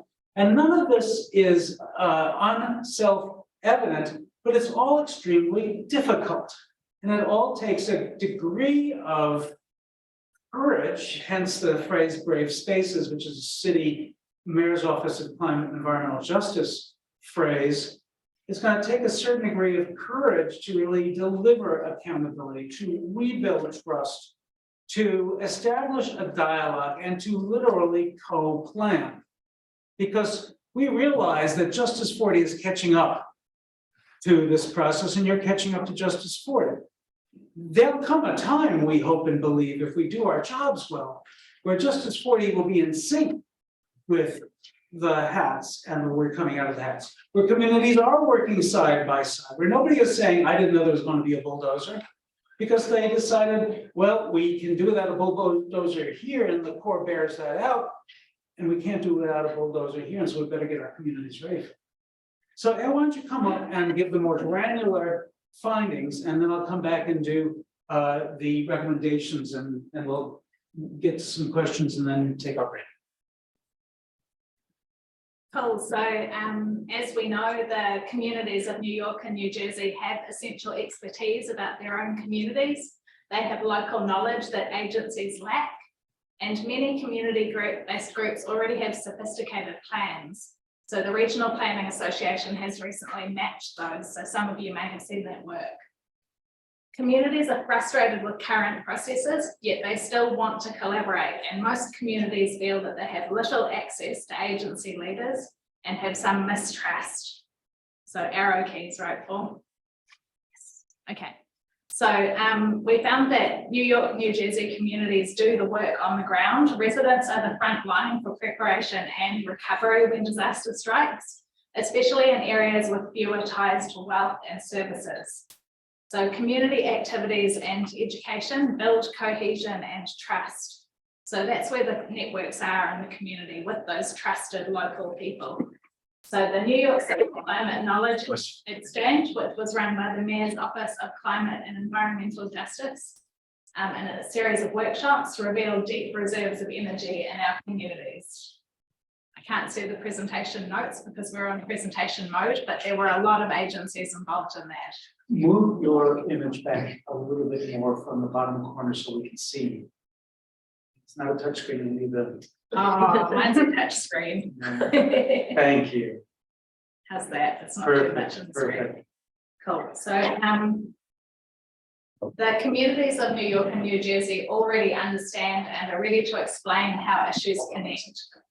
So flood risks compound with other risks such as extreme heat, food insecurity, rental insecurity, etc.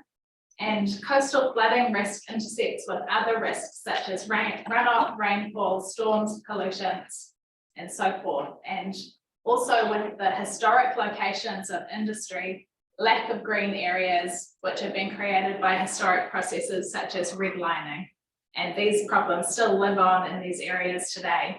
Yet funding and engagement remains fully siloed and not based in community priorities. So for communities, trust really matters, and it takes time to build. So local organizations can help agencies to build and maintain relationships between the public, community organizations, academia, and government agencies. By organising events that are unrelated to flooding, that's the way you're going to engage with the people. It's like our friend over here was saying, you know, you've got to go to where the communities are and take the engagement to them at places where they want to gather. And partnerships with community organisations can help scaffold productive and equitable engagement. Justice matters and requires sustained commitment. Evidence from interviews within New York and New Jersey and across the academic literature shows that the greatest progress has been achieved when communities are in equitable partnerships. Without community involvement, resources flow to privileged groups and investments in infrastructure deepen historic inequalities. Across the country, research supports our findings. Climate threats across coastal communities compound challenges of poor and inadequate housing, toxic contamination, structural racism, and existing environmental injustices. Equitable engagement in planning requires more than meetings. Effective flood prevention and mitigation can only happen through multi-stakeholder co-construction.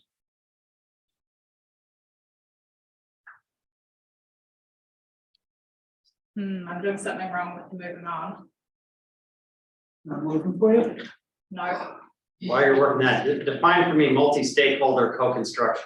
Oh, I love that. I think this is where you were coming back anyway, isn't it? That's where the recommendations start. What it comes down to is when we said that the communities have knowledge on the ground that the agencies lack, multi-stakeholder collaboration is you get those communities to help you generate the data necessary to shape your plans. It's a great question, and it really cuts to the chase. And all the stuff that I'm gonna talk about in a minute circles back from this point. If you have access to community data, community leadership, if you can understand what the organizations and the social structures are in the community to help make sure that the interventions you're building actually are well maintained and well integrated with the rest of what the community is doing to protect themselves, then your plan is going to be stronger and more effective. But is this outside of the already existing governmental structure? The towns, counties, state, federal? Absolutely, absolutely. So It is the layer that gives you the ability to plan with resonance and high resolution. Otherwise, everything you've said about the hundreds of miles, as 900 miles of coastline in the study, you know those miles of coastline so well for the poor, but not so well for what's actually going on every mile. So the answer is with the communities, you have the ability to plan better. And I realize that you want to get a plan done within 10 years, but you got 2 more years beyond 2024 and you're still within 10 years. And we want to get interventions done in a way that actually protect communities soon, but we want to do it right as much as we want to do it fast.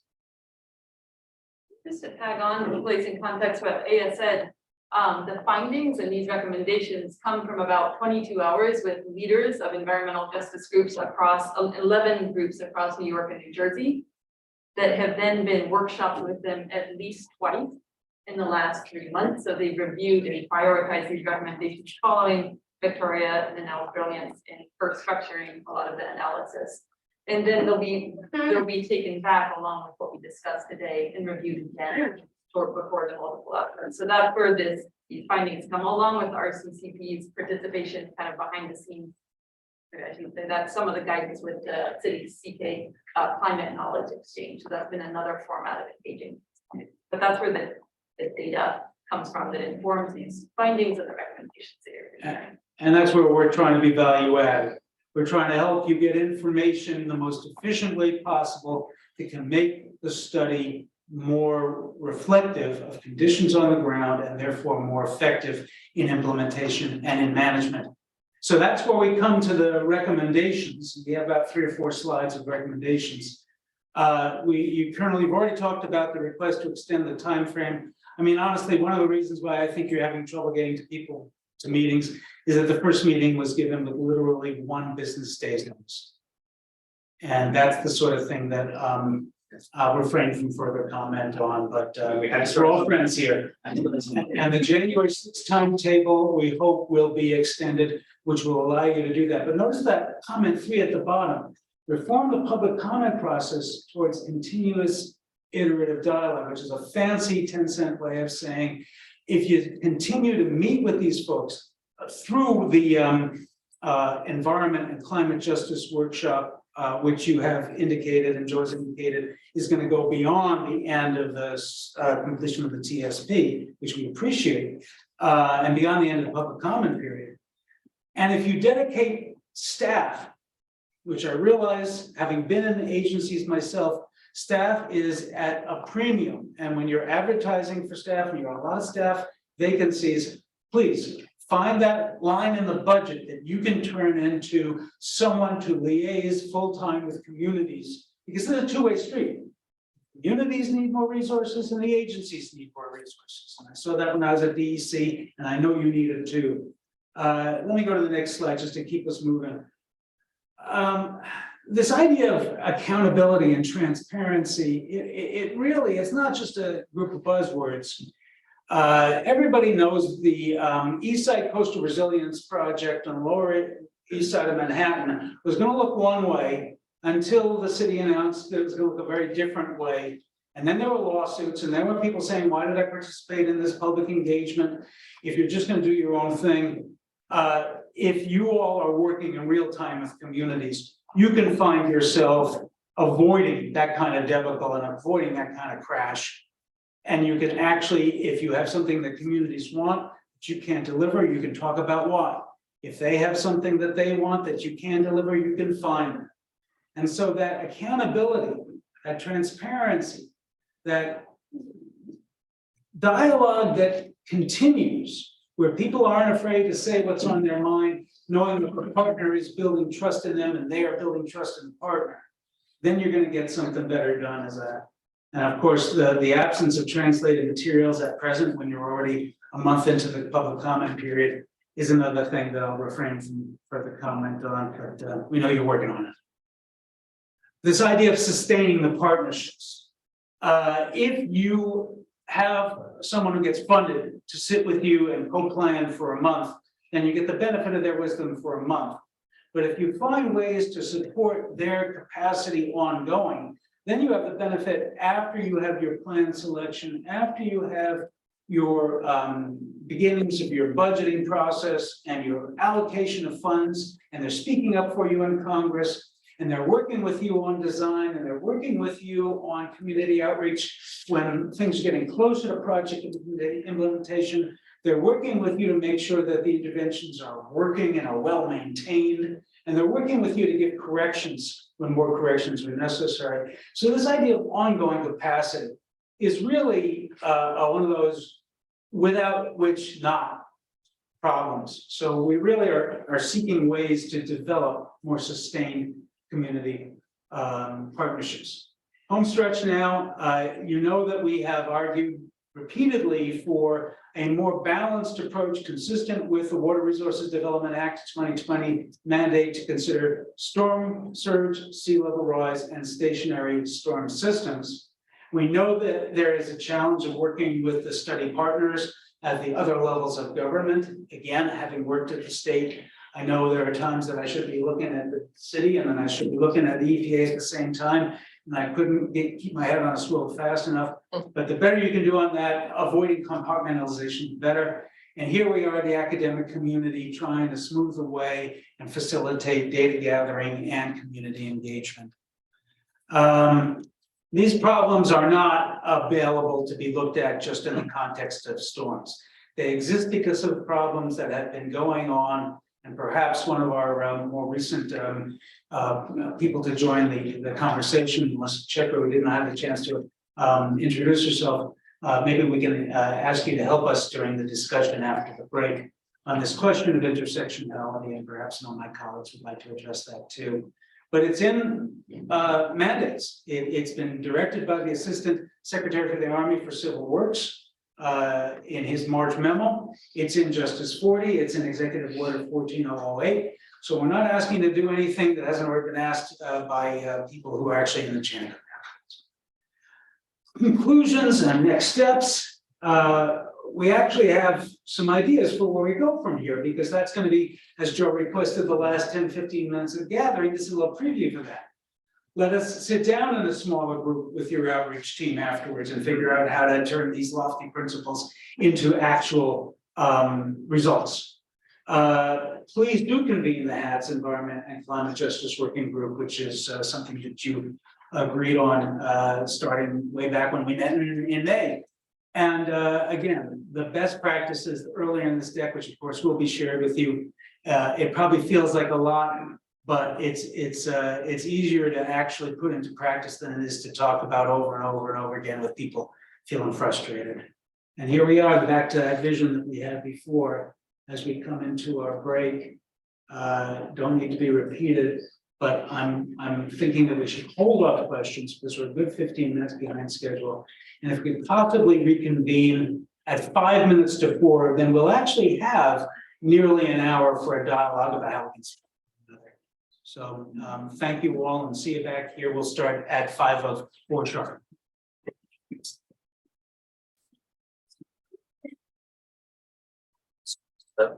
Hi, I'm 40%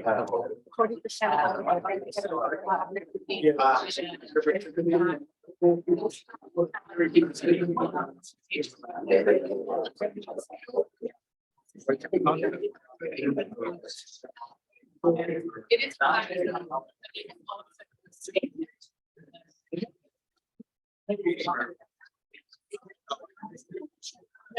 it's not.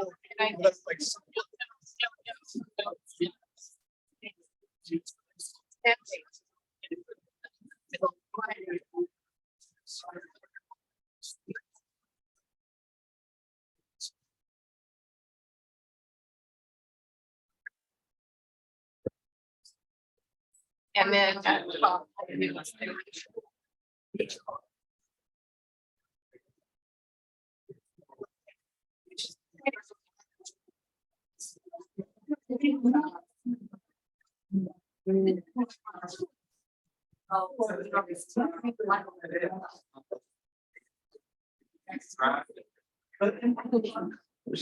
Hey, Erica. Yeah. Before lectures in my person. Oh, so I hope. No worries, no worries. Thank you for coming in. How are you? Everything okay? Still standing, but you know, we'll see how that goes. Well, complications. Oh, well, sometimes. You know how it is. I do indeed. Well, keep me posted. Hey, thanks for coming and good luck. Because we remember people are networks that are interested or institutions that are interested in watching this. Yep. And there's Ray on who's an affiliate of the climate school. One of the PIs has to be an affiliate of climate school. But I think, remember there was that little official thing that you filled out, like you're an affiliate. I'm an affiliate, yes, I realize that, but all these other people, you can't do that. They're actually going through and like, get to find who is actually, that was, if we're an affiliate of the Earth Institute. Now that it's a climate school, they're shifting it. Oh, I didn't know that. So there's like on the website, like on the secret website, I'm listed as a research affiliate. Yes. But in this like affiliates page that they now have, I'm not. Oh, let me look into that. I'll send you an email about it. Someone was asking, can I serve as a co-PI because they're in the network, but they're not affiliated. And I was like, I don't know. So I wrote to the climate school. They're like, well, if you're an affiliate, you can. I'm like, well, I'm affiliate in one place, but I'm not affiliated in another place. So I'm gonna send you that in. Yeah, but I think I can look into that right away. But my guess is they're flexible because they want to draw people into the climate school. They don't want this rigid barrier at all. Okay, and everything. So, yeah. So I know you don't have a problem personally, but if anyone's worried about it, I'll ask right away. Yeah, okay. Good luck with everything.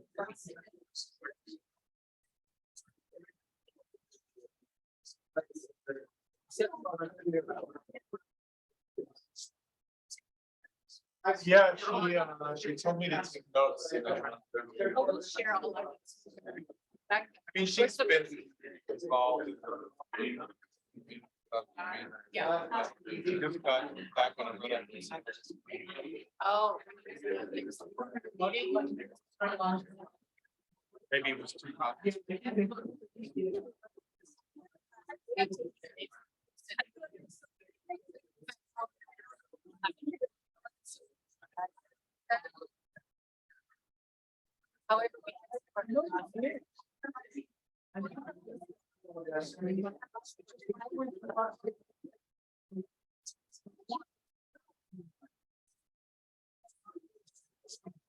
Is this from the times on the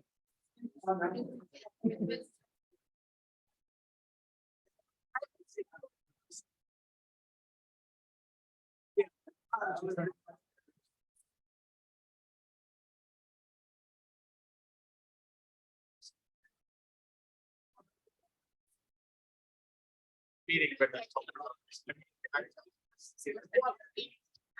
Yeah.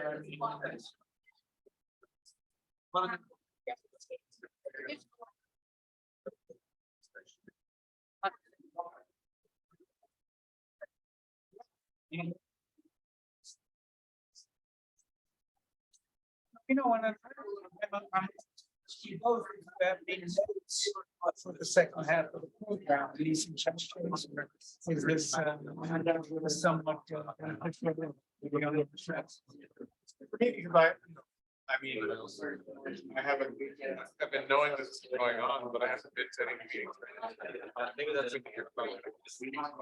well, the second hour is when we see the theory of that collaboration between the university and work better plans. So SIBO, if we get it back, said he would facilitate people this discussions.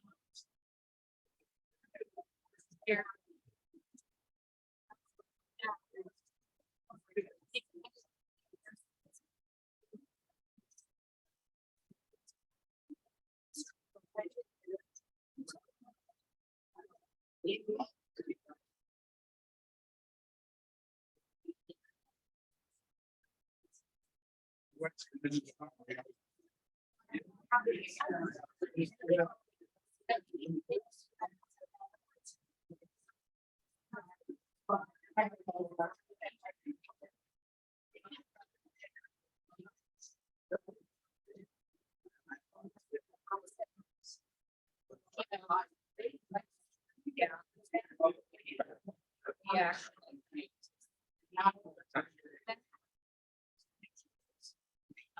Yeah. It's that level.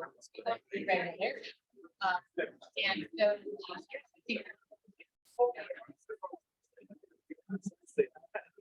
You know, these are some of the things.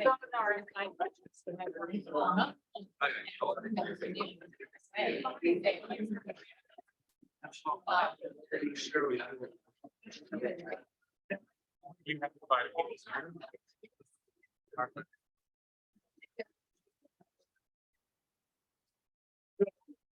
Yes.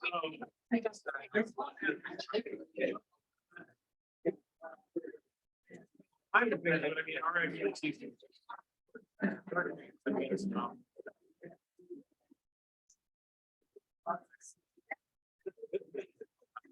I think people talk about. We're used to.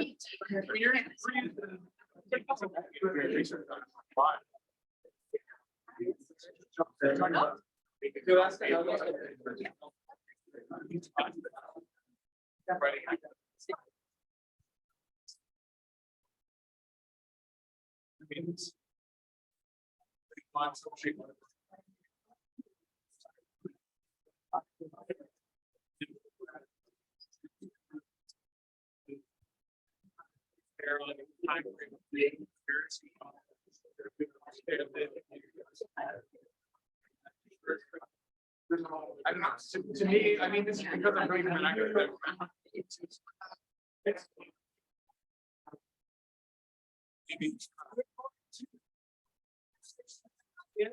There's two things we'd like to do.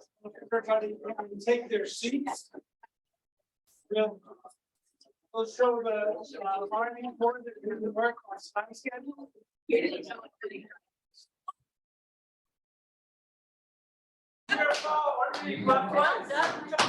Victoria comes from a military family. She understands the need for discipline in times like these. And I thank you all for expediting the parade. So, again, when Melissa checkers back perhaps a little later in the hour, the second hour, we're going to perhaps get some observations from her about the community engagement. But the first portion of this next part of the program is about a discussion on how the board can get some of the data it needs for the substantive aspect of the plan to be effective in design and implementation. And Deputy Commander Seaboat is going to help facilitate that conversation. So I'm going to ask you to take it away, Jim.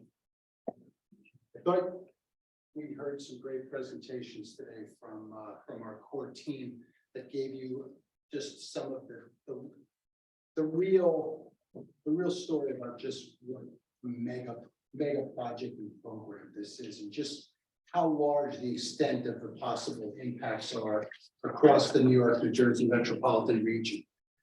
So the public engagement, the public outreach, the feedback we get from the public is going to be very significant as we refine the tentatively selected plan and we figure how we're going to go forward. You know, we're going to get comments on all of the alternatives. There's a very large group of folks out there who said, why the heck are you going to go into all these environmental justice? Joe, could you come over to the podium so that the folks can watch afterwards can see it? I was saying there's a large group of stakeholders out there who are going to come forward to us and ask us why we picked 3B, knowing all of the environmental justice community, the environmental issues that are in individual areas within the harbor, all of the real estate requirements. They're going to say, why don't you build the large gate offshore, out of sight, out of mind from everybody who's inside the harbor, and they'll get the benefits, none this. So we're going to be managing all types of different individual groups and individual views and on this project. And ultimately, you know, we're going to work through all those. And as you heard Olivia and Cheryl talk about, as we take those comments and we respond to those comments and we start to refine, we're going to come up with what will become an agency's decision milestone. That will be the project that we will seek to take forward, potentially then for approval and completion of a chief's report to move into authorization. But we've got a long way to get there.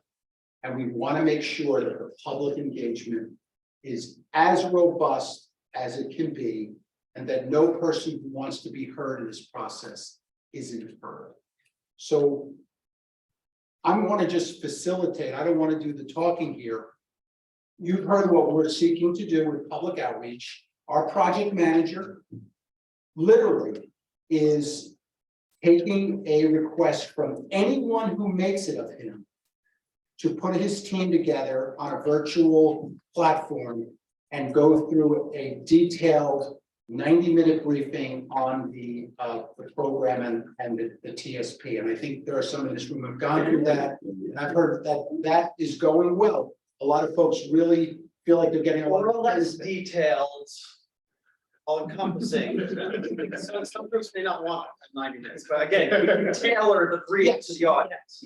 But the team also answers questions, and that I think is what's really important. So we're doing that.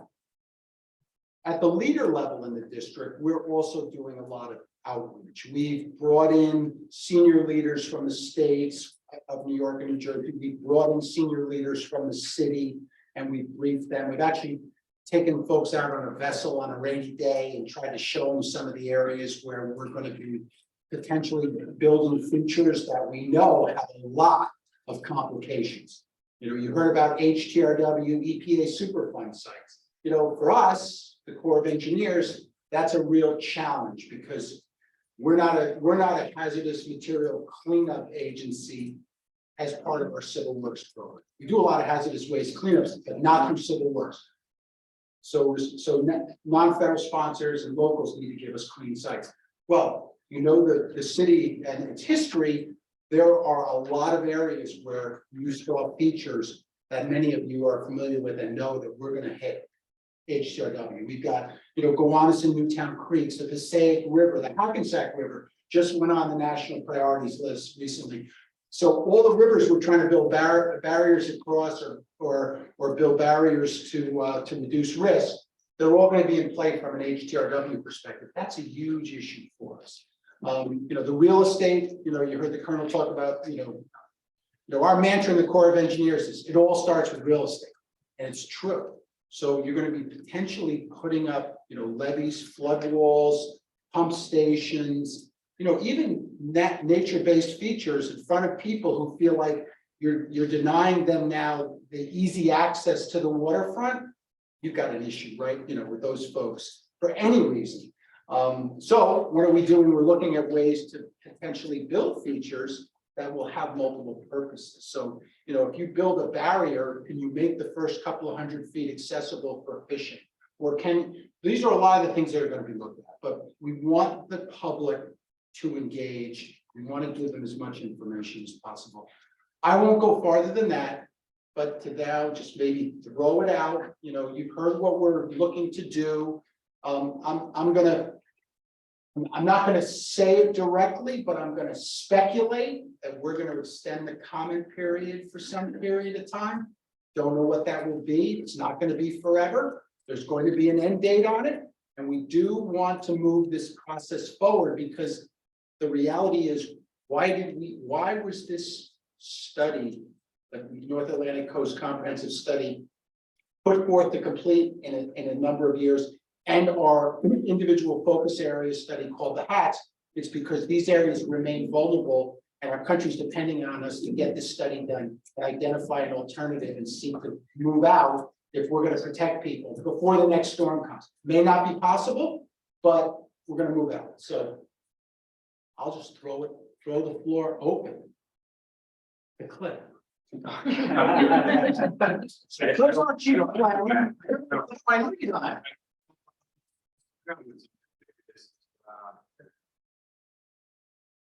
Carry some dialogue as well. So we talked about, touched a couple of times, I think, about the process, and we have our 3-year process as legislated, get studies in 3 years. There are exceptions to that, and we've already gotten one, and we will continue to do whatever we need to do.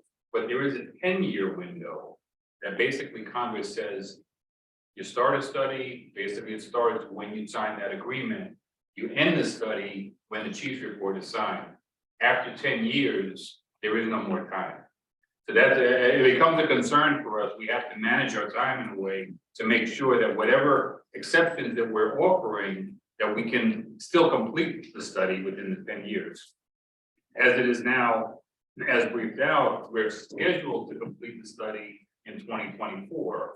It's about 8 years since we started. So we've got a contingency of about 2 years that we could get in there. I want to be in a position where the folks that are actually doing all of the work have time to build in what they get from the comments. It's a great thing to have the comment period, and we're definitely excited that we're going out and doing all of the things that we're doing. But we need to have that time to take these concepts and optimize that plan to get it to a final. And I'll say as well, so I am concerned about the timing, but I'll say this is not the end of what we do. So feasibility, and not to argue what Joe said, but it all starts with plan. But feasibility is the start of it. When we get into design, there's still a tremendous opportunity to keep that outreach going. And I totally agree with the ground level being that part of it, but we need to get with them as we continue to design and refine what we do, make sure that we're going through all of it to make sure that it's a common understanding and agreement on what it is that we're doing. And then once we finally get to construction, that process still continues. We have a process where we have to include a monitoring and management program that extends all the way through construction, which includes all of this outreach that we're talking about. So even though we finish feasibility, that gets us that starting point where hopefully we can get something authorized to actually get into the design of it. So with that, I don't, Just to bring it back to what you guys just briefed, you know, we agree 100% with everything you guys said. It's a matter of, okay, how do we take that great advice and cram it into the amount of time we have and use it most effectively? And I hate to use the word cram it because it's a complicated problem. But we have a certain amount of time to get it done. So how do we take what you guys have taken from your study and execute that knowledge in the time frame that we have, whatever it may be?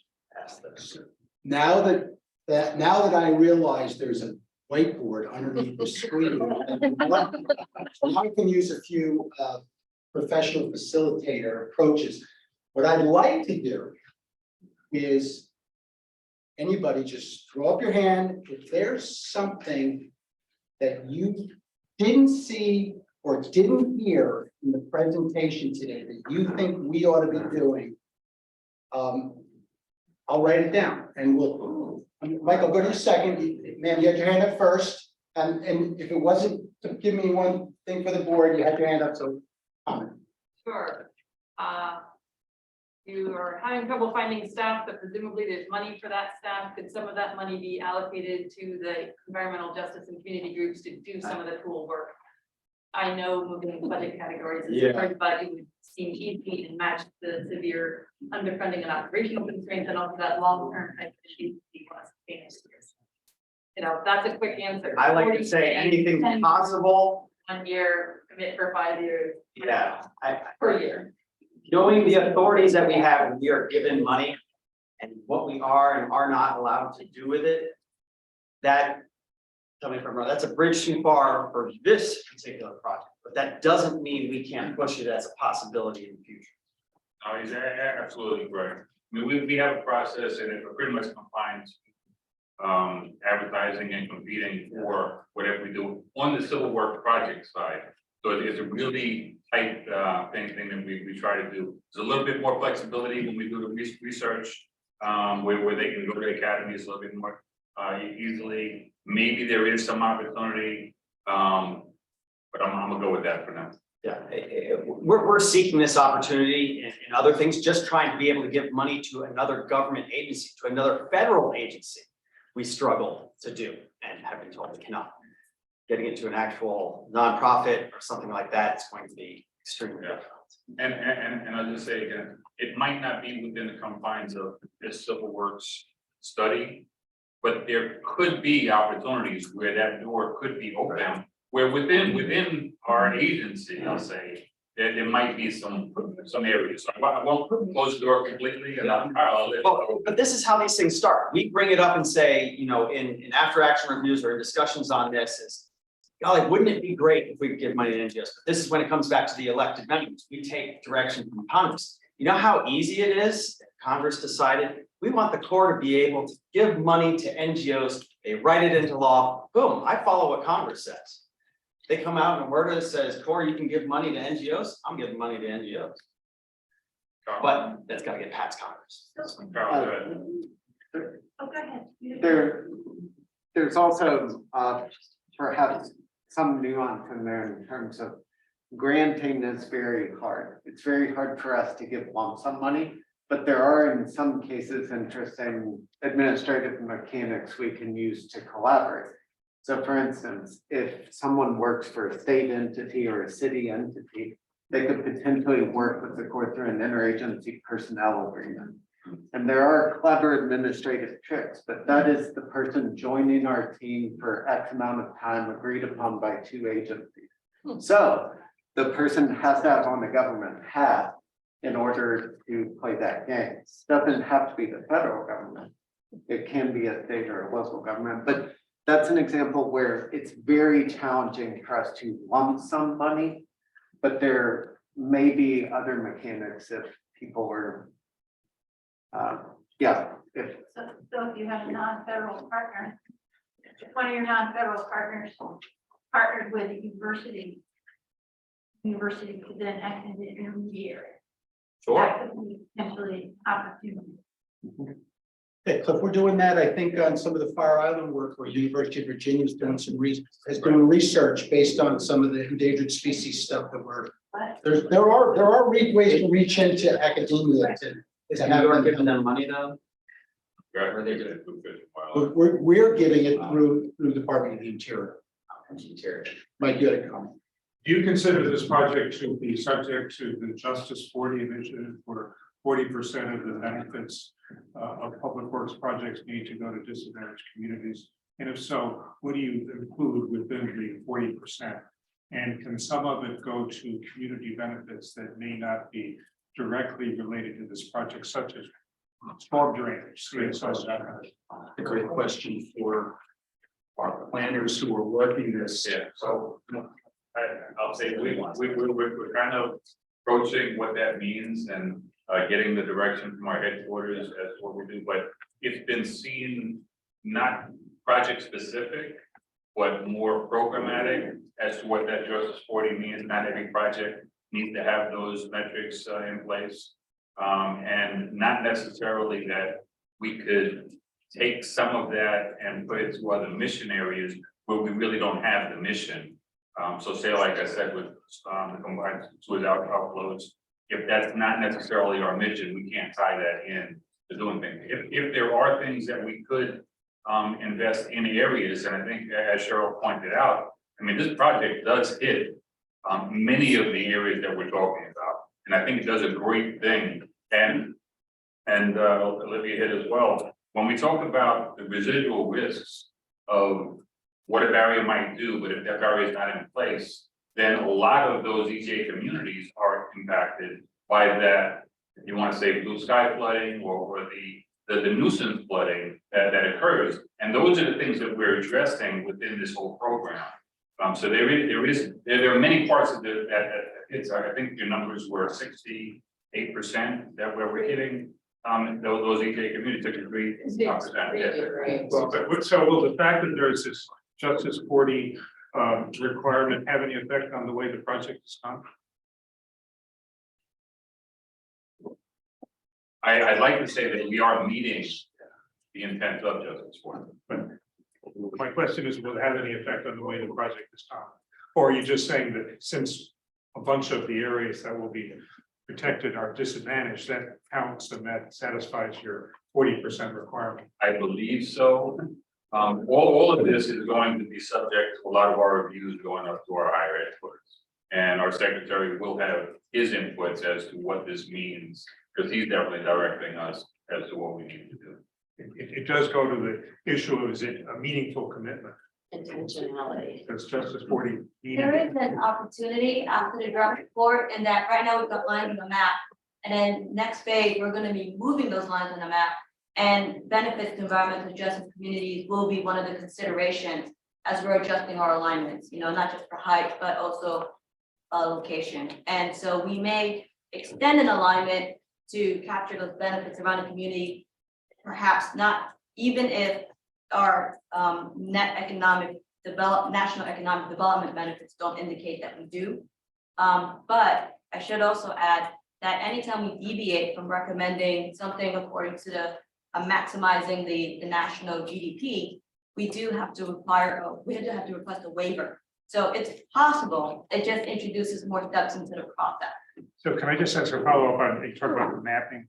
Have you mapped out the view shed impact, by which I mean the extent to which these 15 to 20 foot high walls are going to block views, and how many, have you mapped out the areas where people will no longer be able to see the water as a result of these walls? Because that could have a big effect on community acceptance. My eyes are like sliding over, trying to work on that. Now, and that's part of and understanding how, especially from a cultural resource standpoint, and how, you know, people are utilizing not just historic properties, but these communities as like traditional properties and their relationship to the landscape as part of our review of this process under NEPA and the National Historic Preservation Act.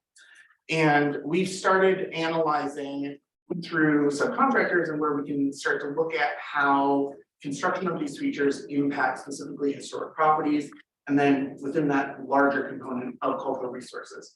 So as we move into this tier 2, and we actually start to design these features, we can start to analyze what the viewshed impacts of all these communities are going to be when we have an actual, this is what the structure is going to look like, and we can actually run the model to understand what the changes to that landscape will look like. So it's not just historic properties, but it's part of the intrinsic character of a lot of communities that they can see the water. Yep, and that's And if part of they're that. not going to be able to see the water, that's a real community impact. And that's what's nice about the nested nature of historic properties and then NEPA. So part of this NEPA analysis, we're able to sort of, kill two birds. We can do two things at the same time by looking at it at this like 20,000 macro level changes to this view shed and how people are experiencing the water and even just like experiencing, their communities with these structures. We can also look at it then from, an NHPA sort of standpoint as well. I was gonna add that another consideration the study team talked about was how a lot of our green space and public parks are a New Yorker's backyard. A lot of people who live here don't have that outdoor space, so that's their space. And so we've been working on renderings and mock-ups that show what some of these structures would look like from some of those locations that are frequented by people in different park space. So we're hoping that we can put those on our website soon and display those and show what some of these features are going to look like and how it's going to impact the viewshed change from an existing condition now to what it'll look like after. It comes back to education too. I'll tell you, every single project I've asked Verdict, if you can give me a transparent seawall, I'd really appreciate it. Okay, because every single project we do, this is an issue. But it comes down to the education, because the reality is with the technology we have right now, we are taking into account nature-based features, wetlands, dunes, all that stuff. But when the water gets high, the waves get big, a lot of times that seawall is the answer. So it comes down to an education to that person who loses their view shed to say, understand, yes, it's ugly, but, because we have to have that conversation. Because you can't have your cake and eat it too. It's just the reality of life. Do you want to be protected or do you want to see the water? And you hate to say it that way, but that is the reality of every project we build. I mean, we get sued all the time when we start building. The dozer shows up and you're wait, how big is this wall? Wait, so I'm not going to be able to see out my window? And then they go get a lawyer and things get tied up and then things aren't protected for much longer. So that's where the education piece really comes in. And let me say that, and this will sound like heresy to some, but this project's going to require a lot of mitigation. Wetlands, air quality offsets, maybe endangered species offsets. And the policies that we work under now with states and locals, no net loss in a specific region or watershed directly adjacent to where it's close to where the impact occurred. Well, maybe that's not the right answer for this project. Maybe when we know the value that we need to replace or mitigate for, we look regionally at what is the biggest bang for the buck that will improve the overall quality of life for people who live in the watershed and environmental justice communities. So maybe if we need to go mitigate 50 acres of wetland, we don't build 51-acre wetland, we go build a 50-acre wetland somewhere in the watershed that is going to have value for the watershed as a whole. You can do the same thing with air quality. You can do the same thing with endangered species, but you got to get buy-in from regulatory agencies, and it's not always easy. But a project of this magnitude, if it were to be authorized at some $50 billion, there's going to be billions for mitigation. We should be thinking more globally as to how we're going to use that money to actually bring real tangible benefits to the overall watershed. That's going to require some out-of-the-box thinking by regulatory agencies. I know that. I know some who, I use the word heresy. People would kick me and say, no, that's not our policy. You got to mitigate, 3-to-1 and this. Let's think big here. This is, I said, we're in an evolution and a revolution for a project of this magnitude. Paul, you were next, I think. So let me finish Mike Gerard's thought, which is that I think the answer to his question has got to be yes, legal. And I realize you didn't bring lawyers, and that's probably a good thing, in all honesty. But you got this obligation from Mike Connor, the Assistant Secretary of the Army for Civil Works, and he's asked you for an outreach and strategic plan to how best to deliver on the local engagement component required to fully achieve the intent of the Justice 40 mission. They asked for it by April 29. I don't know whether that even exists at this point. I would like to know, and I'd like to see it if it does, because I think the answer to this question is in there. I think it's got to be yes. This study's got to be informed by Justice 40. So I guess, I mean, there's two components, I think, that are in there. One is the outreach. You know, we get excited. And that's, I mean, that's definitely what we're trying to hit. And that's been an evolving process. Working with the state, working with the city as to where that we're going with this. The other component. Can I say one thing before you go to the next component? It's not an outreach plan he's ordering. It's an empowerment plan. Outreach, I used to do outreach when I worked for the DEC in the 90s, and it is known as the responsiveness summary scenario where people comment, a stenographer's there, somebody spends 600 person hours developing a responsiveness summary, and the plan may or may not change. That's not what the Justice 40 memo requires anymore. So I'm hoping you'll see the obligation of the Connor memo as more than just outreach. Well, describe to me what an empowerment plan looks like. It is what I said in the 20 minutes just before the break, where you go from having the community get the plan and be given 2 months, 3 months, 4 months to comment on it, to the community is involved in the formulation of the plan because they got information at the community level can help make the plan stronger. But aren't they providing that in the public comment? No, because it's after the fact and the plan's already baked. That's what we found from all 10 of the folks that they try to influence. And Melissa, you want to take over from here, tag team? Yeah. Christian? Because I don't know how else to get. Like there's like a spectrum of community engagement. There's like, I'm gonna tell you, I'm gonna build it on top of your house or across the street. And I can actually influence the outcome. If you can't actually influence the outcome, why am I coming to a community meeting? But just you can tell me what you're gonna build. But that's what our community outreach meetings are. We want the feedback so we can change the plan. I mean, if you can concretely communicate how they can change the plan, I think you can get people to come to community meetings. My sense today is that they can't really change the outcome of the design. Like that would be my takeaway. So, and that is an interesting point, I'll say, because we are trying to change that perspective.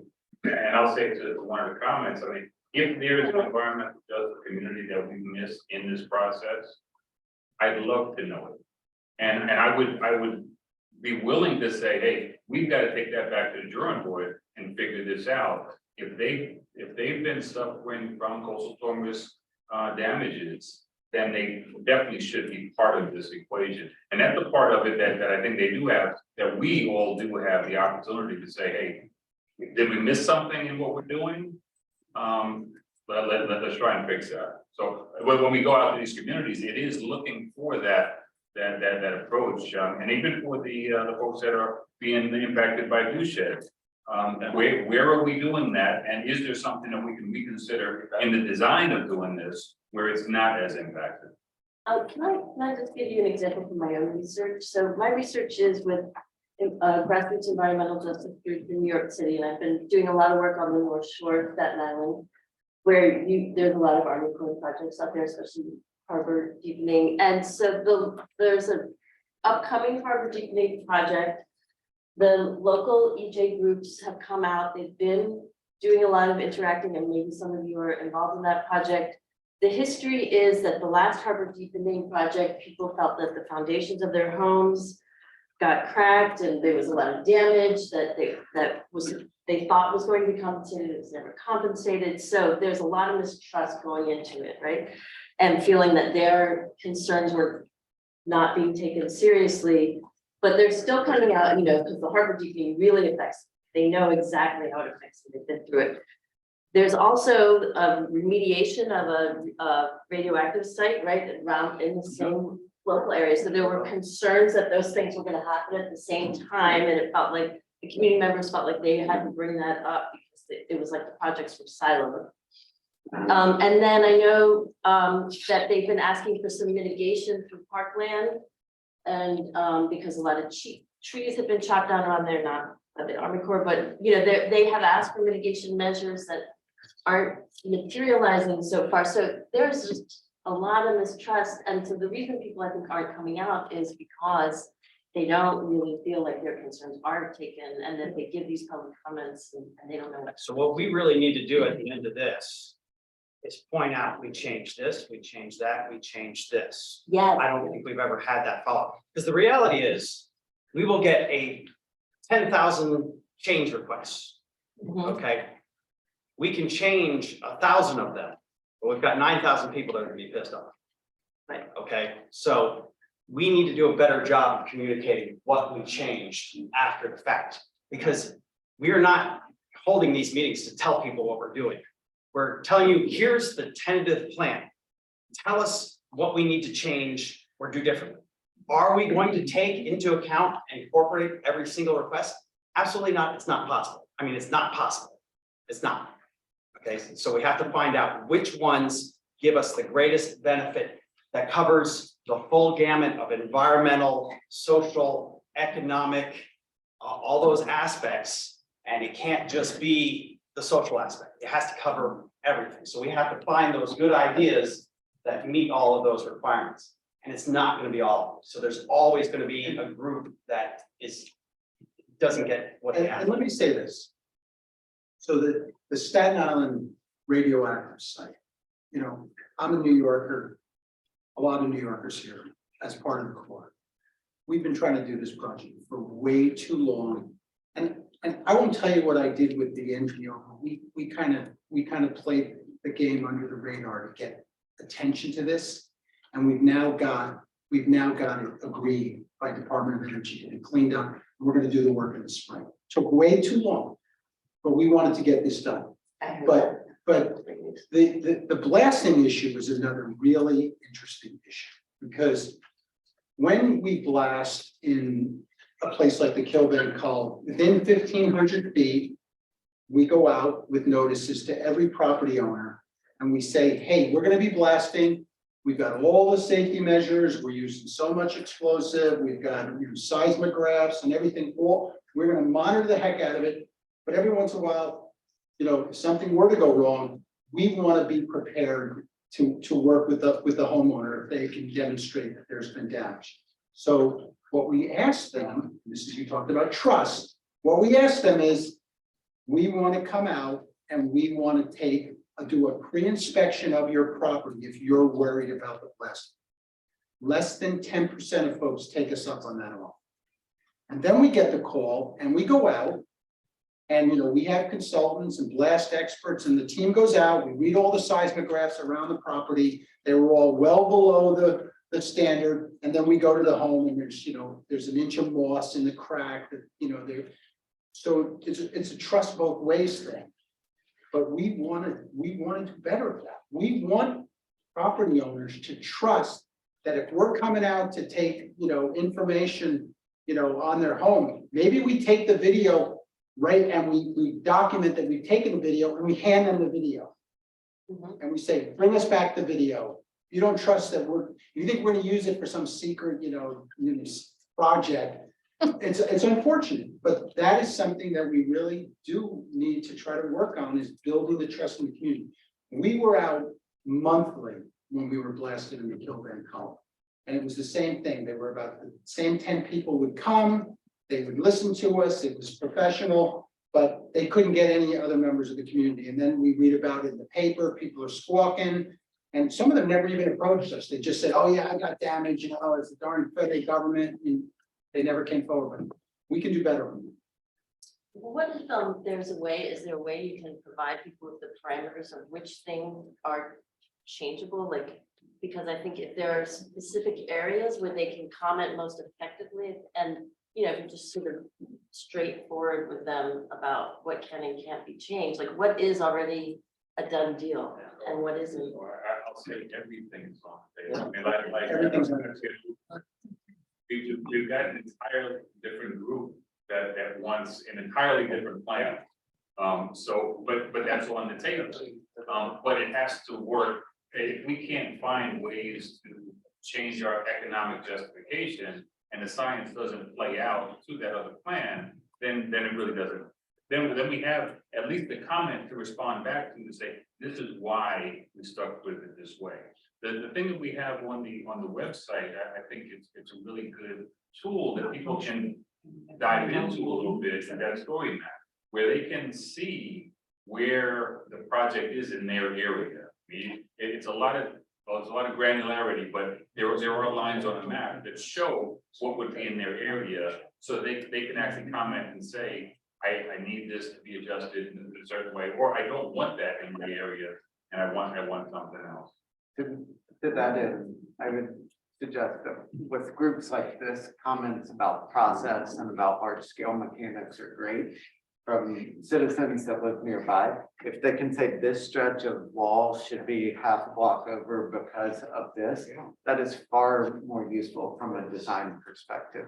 That like when it comes around time to, decide whether the wall was 8 feet high or 7 feet high and on this side of the road or that side of the road, that's the kind of information he needs. So I feel like there's two very important tiers of comments, sort of the, I want to hit thing in nuance. Let's check for some others, but let me say, I think we are past the day when if a community comes out with outrage towards a federal government plan, that plan's not gonna do it. Okay, and that's gonna be a big, that's always gonna be a tough road for a community that may have really been devastated during a prior storm, but maybe the community just can't get there and the feature can't be built. And that could be an unfortunate reality in a case sometimes. My nightmare scenario is we get stuck in analysis paralysis, we build nothing. Okay, that's my greatest fear.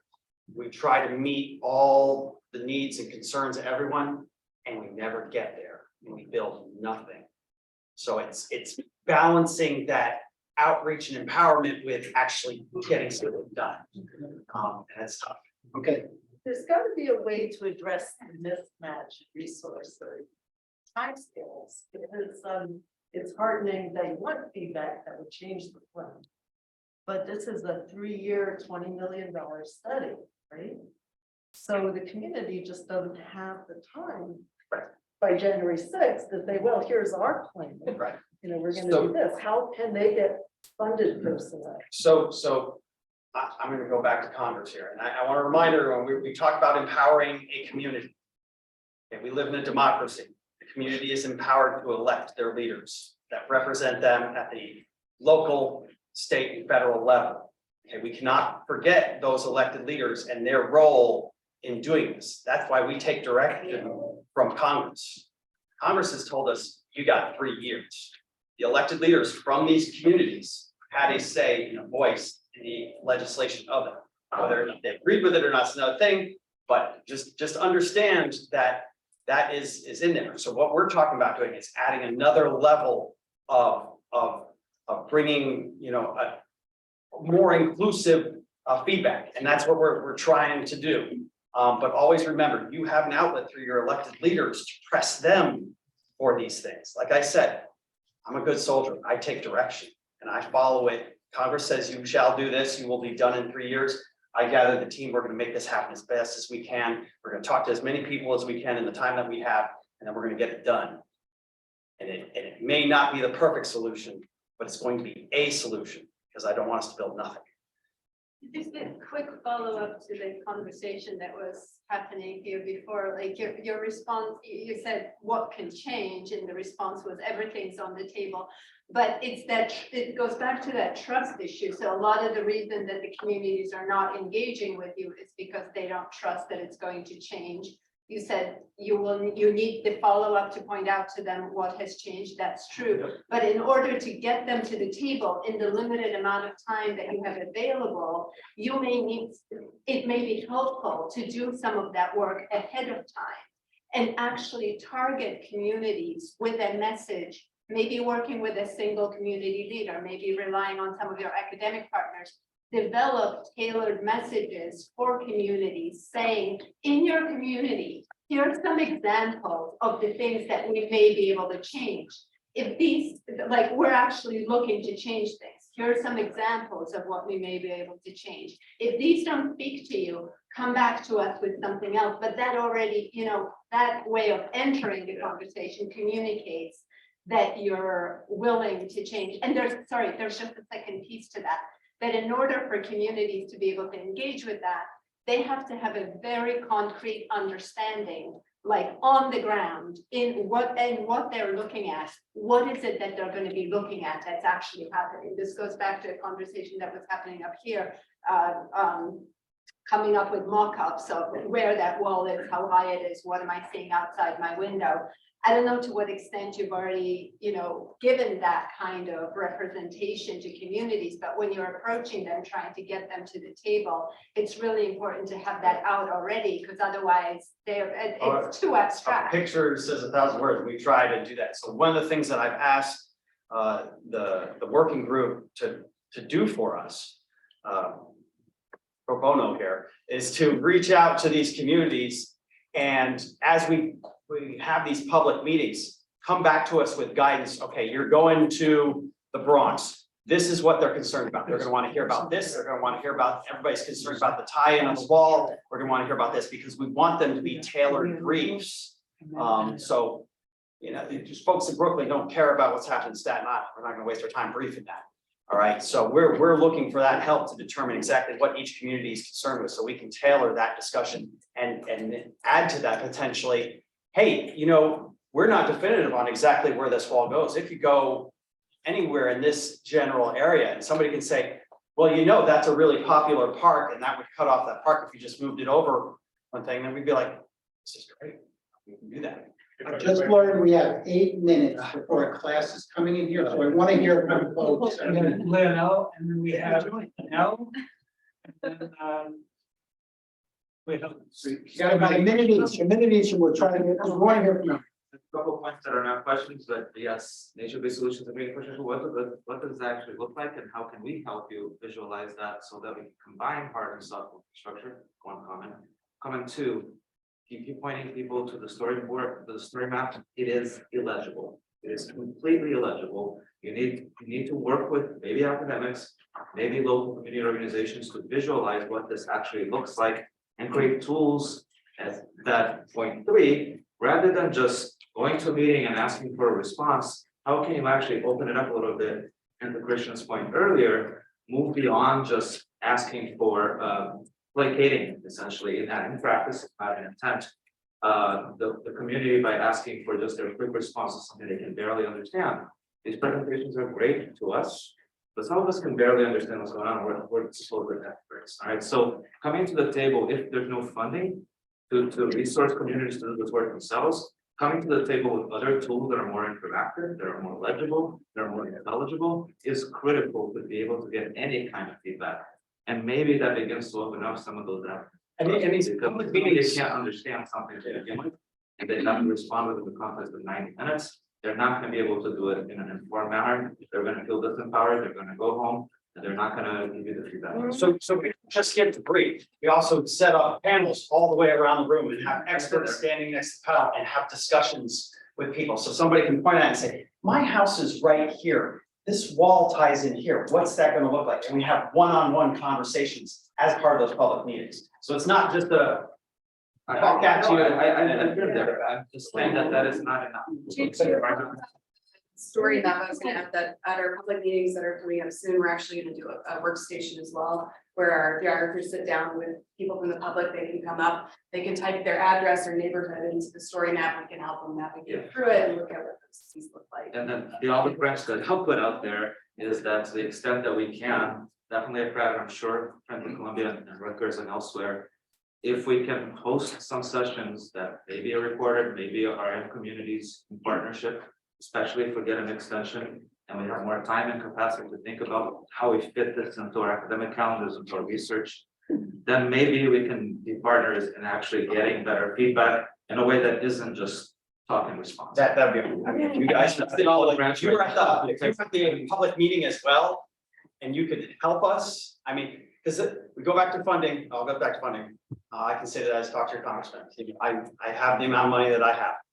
All right, I wish I could create more money. I know. Thank you.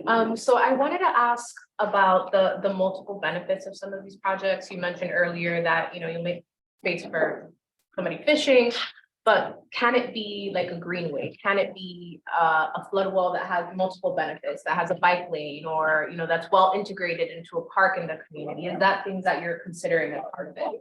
We can, but we're somewhat restricted with the cost side of things. So you get into betterments.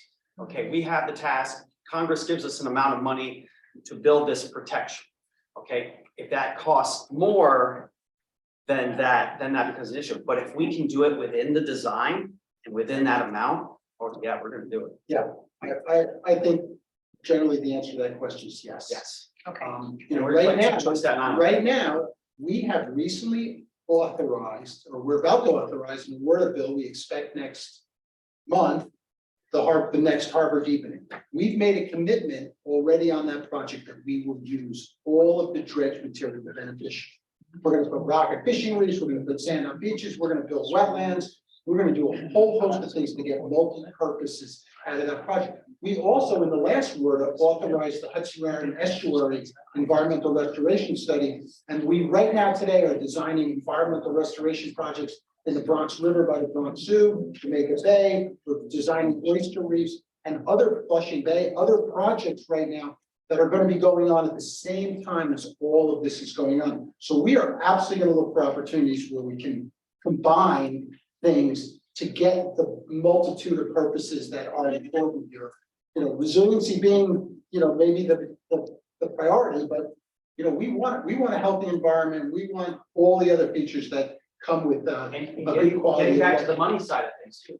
If another agency or group wants to supplement it, you know, we've got a lot of donation groups out there that may be willing to say, it would be like, well, that's gonna be an extra $2 million. If they're like, we got it. Well, New York State just passed the Environment Bond Act. Yeah, So- we don't. Just a few other things. You mentioned this mitigation fund and looking at different projects. I would definitely, you know, make sure that it's focused on, you know, the impact, the communities that are being focused and not going broader, and thinking about whether that can in fact be used for more nature-based solutions and green. If this project gets to the point of authorization and we're planning to have to mitigate significantly for a certain resource, we would love it if the academic community and others came into the room and said, here's what we think will be a great bang for the buck for our communities in the New York City metropolitan area. Don't go build 50 acres of wetlands all over the place. Go build a 50-acre wetland in a certain location that is great for open space or for public education, whatever the reason may be. We would love that, because right now, you know, we get a lot of pushback from regulatory agencies. You know, we're a regulatory agency. We have pretty strong rules about how you mitigate. We would love that idea. Joe, we have another 10 minutes. There's nobody outside. I was told there was a 4:45 class. But there's nobody outside. Only the instructors come. We should finish by 5, but we have more time. All right, I'm glad everybody, so who wants to make a comment? Raise your hand. I did have. So let's just, we're gonna let everybody make a comment. Let's just start in the back row. We're not gonna leave here and let everybody comment. Sorry, I just had 2 more comments before. Oh, Sorry. you're not done yet. Yeah, it wasn't done, sorry. Okay. So I just quickly wanted to know, because he asked earlier about what EJ communities we were missing, and I just wanted to stress once again, that I know I've said this before, Hunts Point is completely excluded. It's home to a food distribution center, critical facility. There was funding under HUD to do a study, didn't amount to much. So definitely would ask for that to be reconsidered. And I'm also on the board of Newtown Creek Alliance, so I have to say that, you know, that gate at the mouth of Newtown Creek would devastate that river, that creek that has already been so impacted in so many different ways. And I just want to stress that. I know the organization will also continue to stress that, but just wanted to reiterate that. And if you have, Richard, the data behind it, that it's gonna devastate it, that's what we need as well. We need. And The this meat is something behind the that statement. there were some trade-offs as well. If we can't put something in because community outreach, whatever the reason, it might be a risk that the community is willing to take by us not putting in the structure in there, recognizing whatever damages that may continue to happen. So those big also, I mean, I think comments like that are great, and we'll take a look. We just need to educate them on what the cost benefit is to that kind of decision. Thank you. And I'll even go back to, if you have comments on the story map, and you can get those in, more than willing to take those in and take a look at what it is. But like Gerald said, our intent, because we heard some similar things, but to try to walk them through, walk people through the process may make it a little bit easier. So we are trying. And well, I like it. So if I can just show of hands, how many people were aware or did attend the public meetings that we had on the interim report? Yeah. Okay, so there was a process before. I think based on that process, we actually did gain a lot of trust because we had a lot of participation from the meetings, and there were things that changed to get to the point where we are now. Can we consolidate that a little bit, and put it out and say this is what we changed, and that's why we want to have more public meetings? I think so. Just whatever they were, just so we can point to it and say during the intro, this was brought up and this is what we changed, and now this is the next opportunity. You know, that whole other group might not fare too well. Well, I know, and Paul doesn't want to talk about it, but they are part of the community as well. And they are putting together a giant study for us to tell us how wrong we are. So there's always, everybody in this room may agree with one thing, but like I said in a panel once before, I can stand in front of a group of academics and you'll get the full spectrum of concepts, just like lawyers, you know, everybody's got an opinion. Then we want to help you make 3 people. Yeah, I agree. I appreciate it. Okay, way in the back. Very quick points. TSB is a terrible acronym, but the longer term isn't much better in terms of the psychology of something that seems like it's already been selected. Tentative isn't enough of a moniker. If you're going into a meeting, it would be great to have an acronym or a word that implies that change is really possible. You don't like the word selected. Yeah. So like tentatively sounds okay, okay. Selected means that you've already decided, you know. Well, we've tentatively selected based on all the parameters. So it's a term of the law. But I understand what you're saying. You know, it's a little bit. Second point, similar vein, Paul mentioned before East Side Coastal Resilience. I worked at DDC for many years, and part of my responsibilities there included some participation in that, and it was inevitable, as was said. Why? Because there was incredibly good public outreach, and that was thrown away. I'll say this off the record as a former bureaucrat. The issue isn't the process, although that is another issue. It's to use the lessons learned from what was said and how that is so similar in so many ways to other reaches, other stretches along the river that are of similar characteristics, including Park. And say, you know, even if the public outreach isn't as robust or there isn't as much time as you would like, to assume that some of the things that were said and ultimately ignored and maybe ultimately litigated might influence other similar conditions along the way here, and not say that whole process, whatever the result will be, you know, is a waste of time, you know. Because the stuff that was agenda is contagious and remembered, and you know, I was on the other side of some of those debates trying to say, how do you actually say that people should get what they want? You know, and you can't always get what you want, you know, but those compromises that you're talking about, you know, have to be based on trust, as was said. First of all, some of my best friends are bureaucrats, and I meeting as a reformed bureaucrat. I first of all thank you all for spending so much time with us. Those of us who have been in your shoes know what you deal with on a daily basis. So thank you.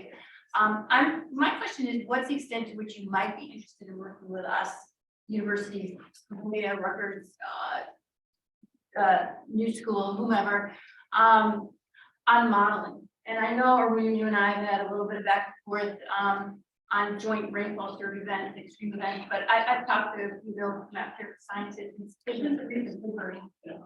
Ori et al., Harry Emanuel, namely, I mean, we're not talking about small people in the world of models. Showing that the frequencies of these get increased by 1/4, the magnitude increased by 2100. And in our conversations, you said you hadn't been doing that. And I know you're probably restricted to what you can, but there, you know, some of us may have resources. You know, the RESAs are, they're NOAA funded projects. And we are part of a large NSF $20 million research project on, you know, modeling and these kind of things. So I'm not offering this because I need to go back and talk about it, but I just need to know if you were interested. If I need to sort of take your temperature. Yeah, no, definitely, absolutely, always interested, you know, this kind of comes down to an authorization. Allocation of resources for the study, but we're happy to discuss that more, what we could do with that data, within the constraints of our study. Right, and the timing is the problem, possibly. Probably more free. In terms of you're, you know, you got this January 6th terrible date, but you know. No, I just got there is another thing though to the modeling piece. I mean, we have our own criteria. It goes through so many different levels of review to get any models in and done. So I'm not even sure how we use something else, and it has to go through unless it's. I mean, I don't know if you publish is even the right word, but I mean, there's so much criteria that goes in to use something outside. But I'm making the offer to at least think about it. Yeah, and in referencing peer review, you know, research and literature is something we do all the time. So it could absolutely supplement without necessarily using the model to calculate our result or something of that nature. But yeah, would Well, love to the continue. newspapers, you.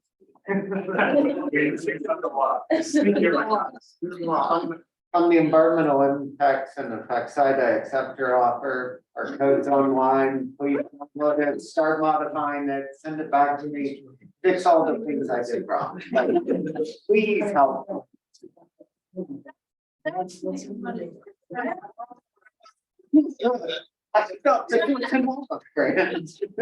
right, let's go to, you also gave me the hook here, but let's go to the second row. Comments?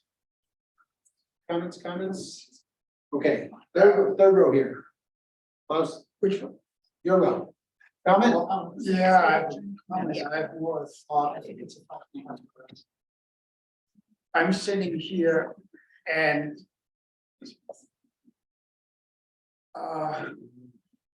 have really fundamental doubts.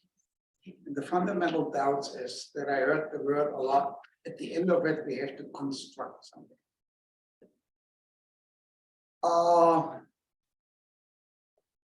I think that many of these construction projects, you talk about 23 years getting it off the ground and finishing them. And then you have a horizon where they perform 50 years or so 75 years.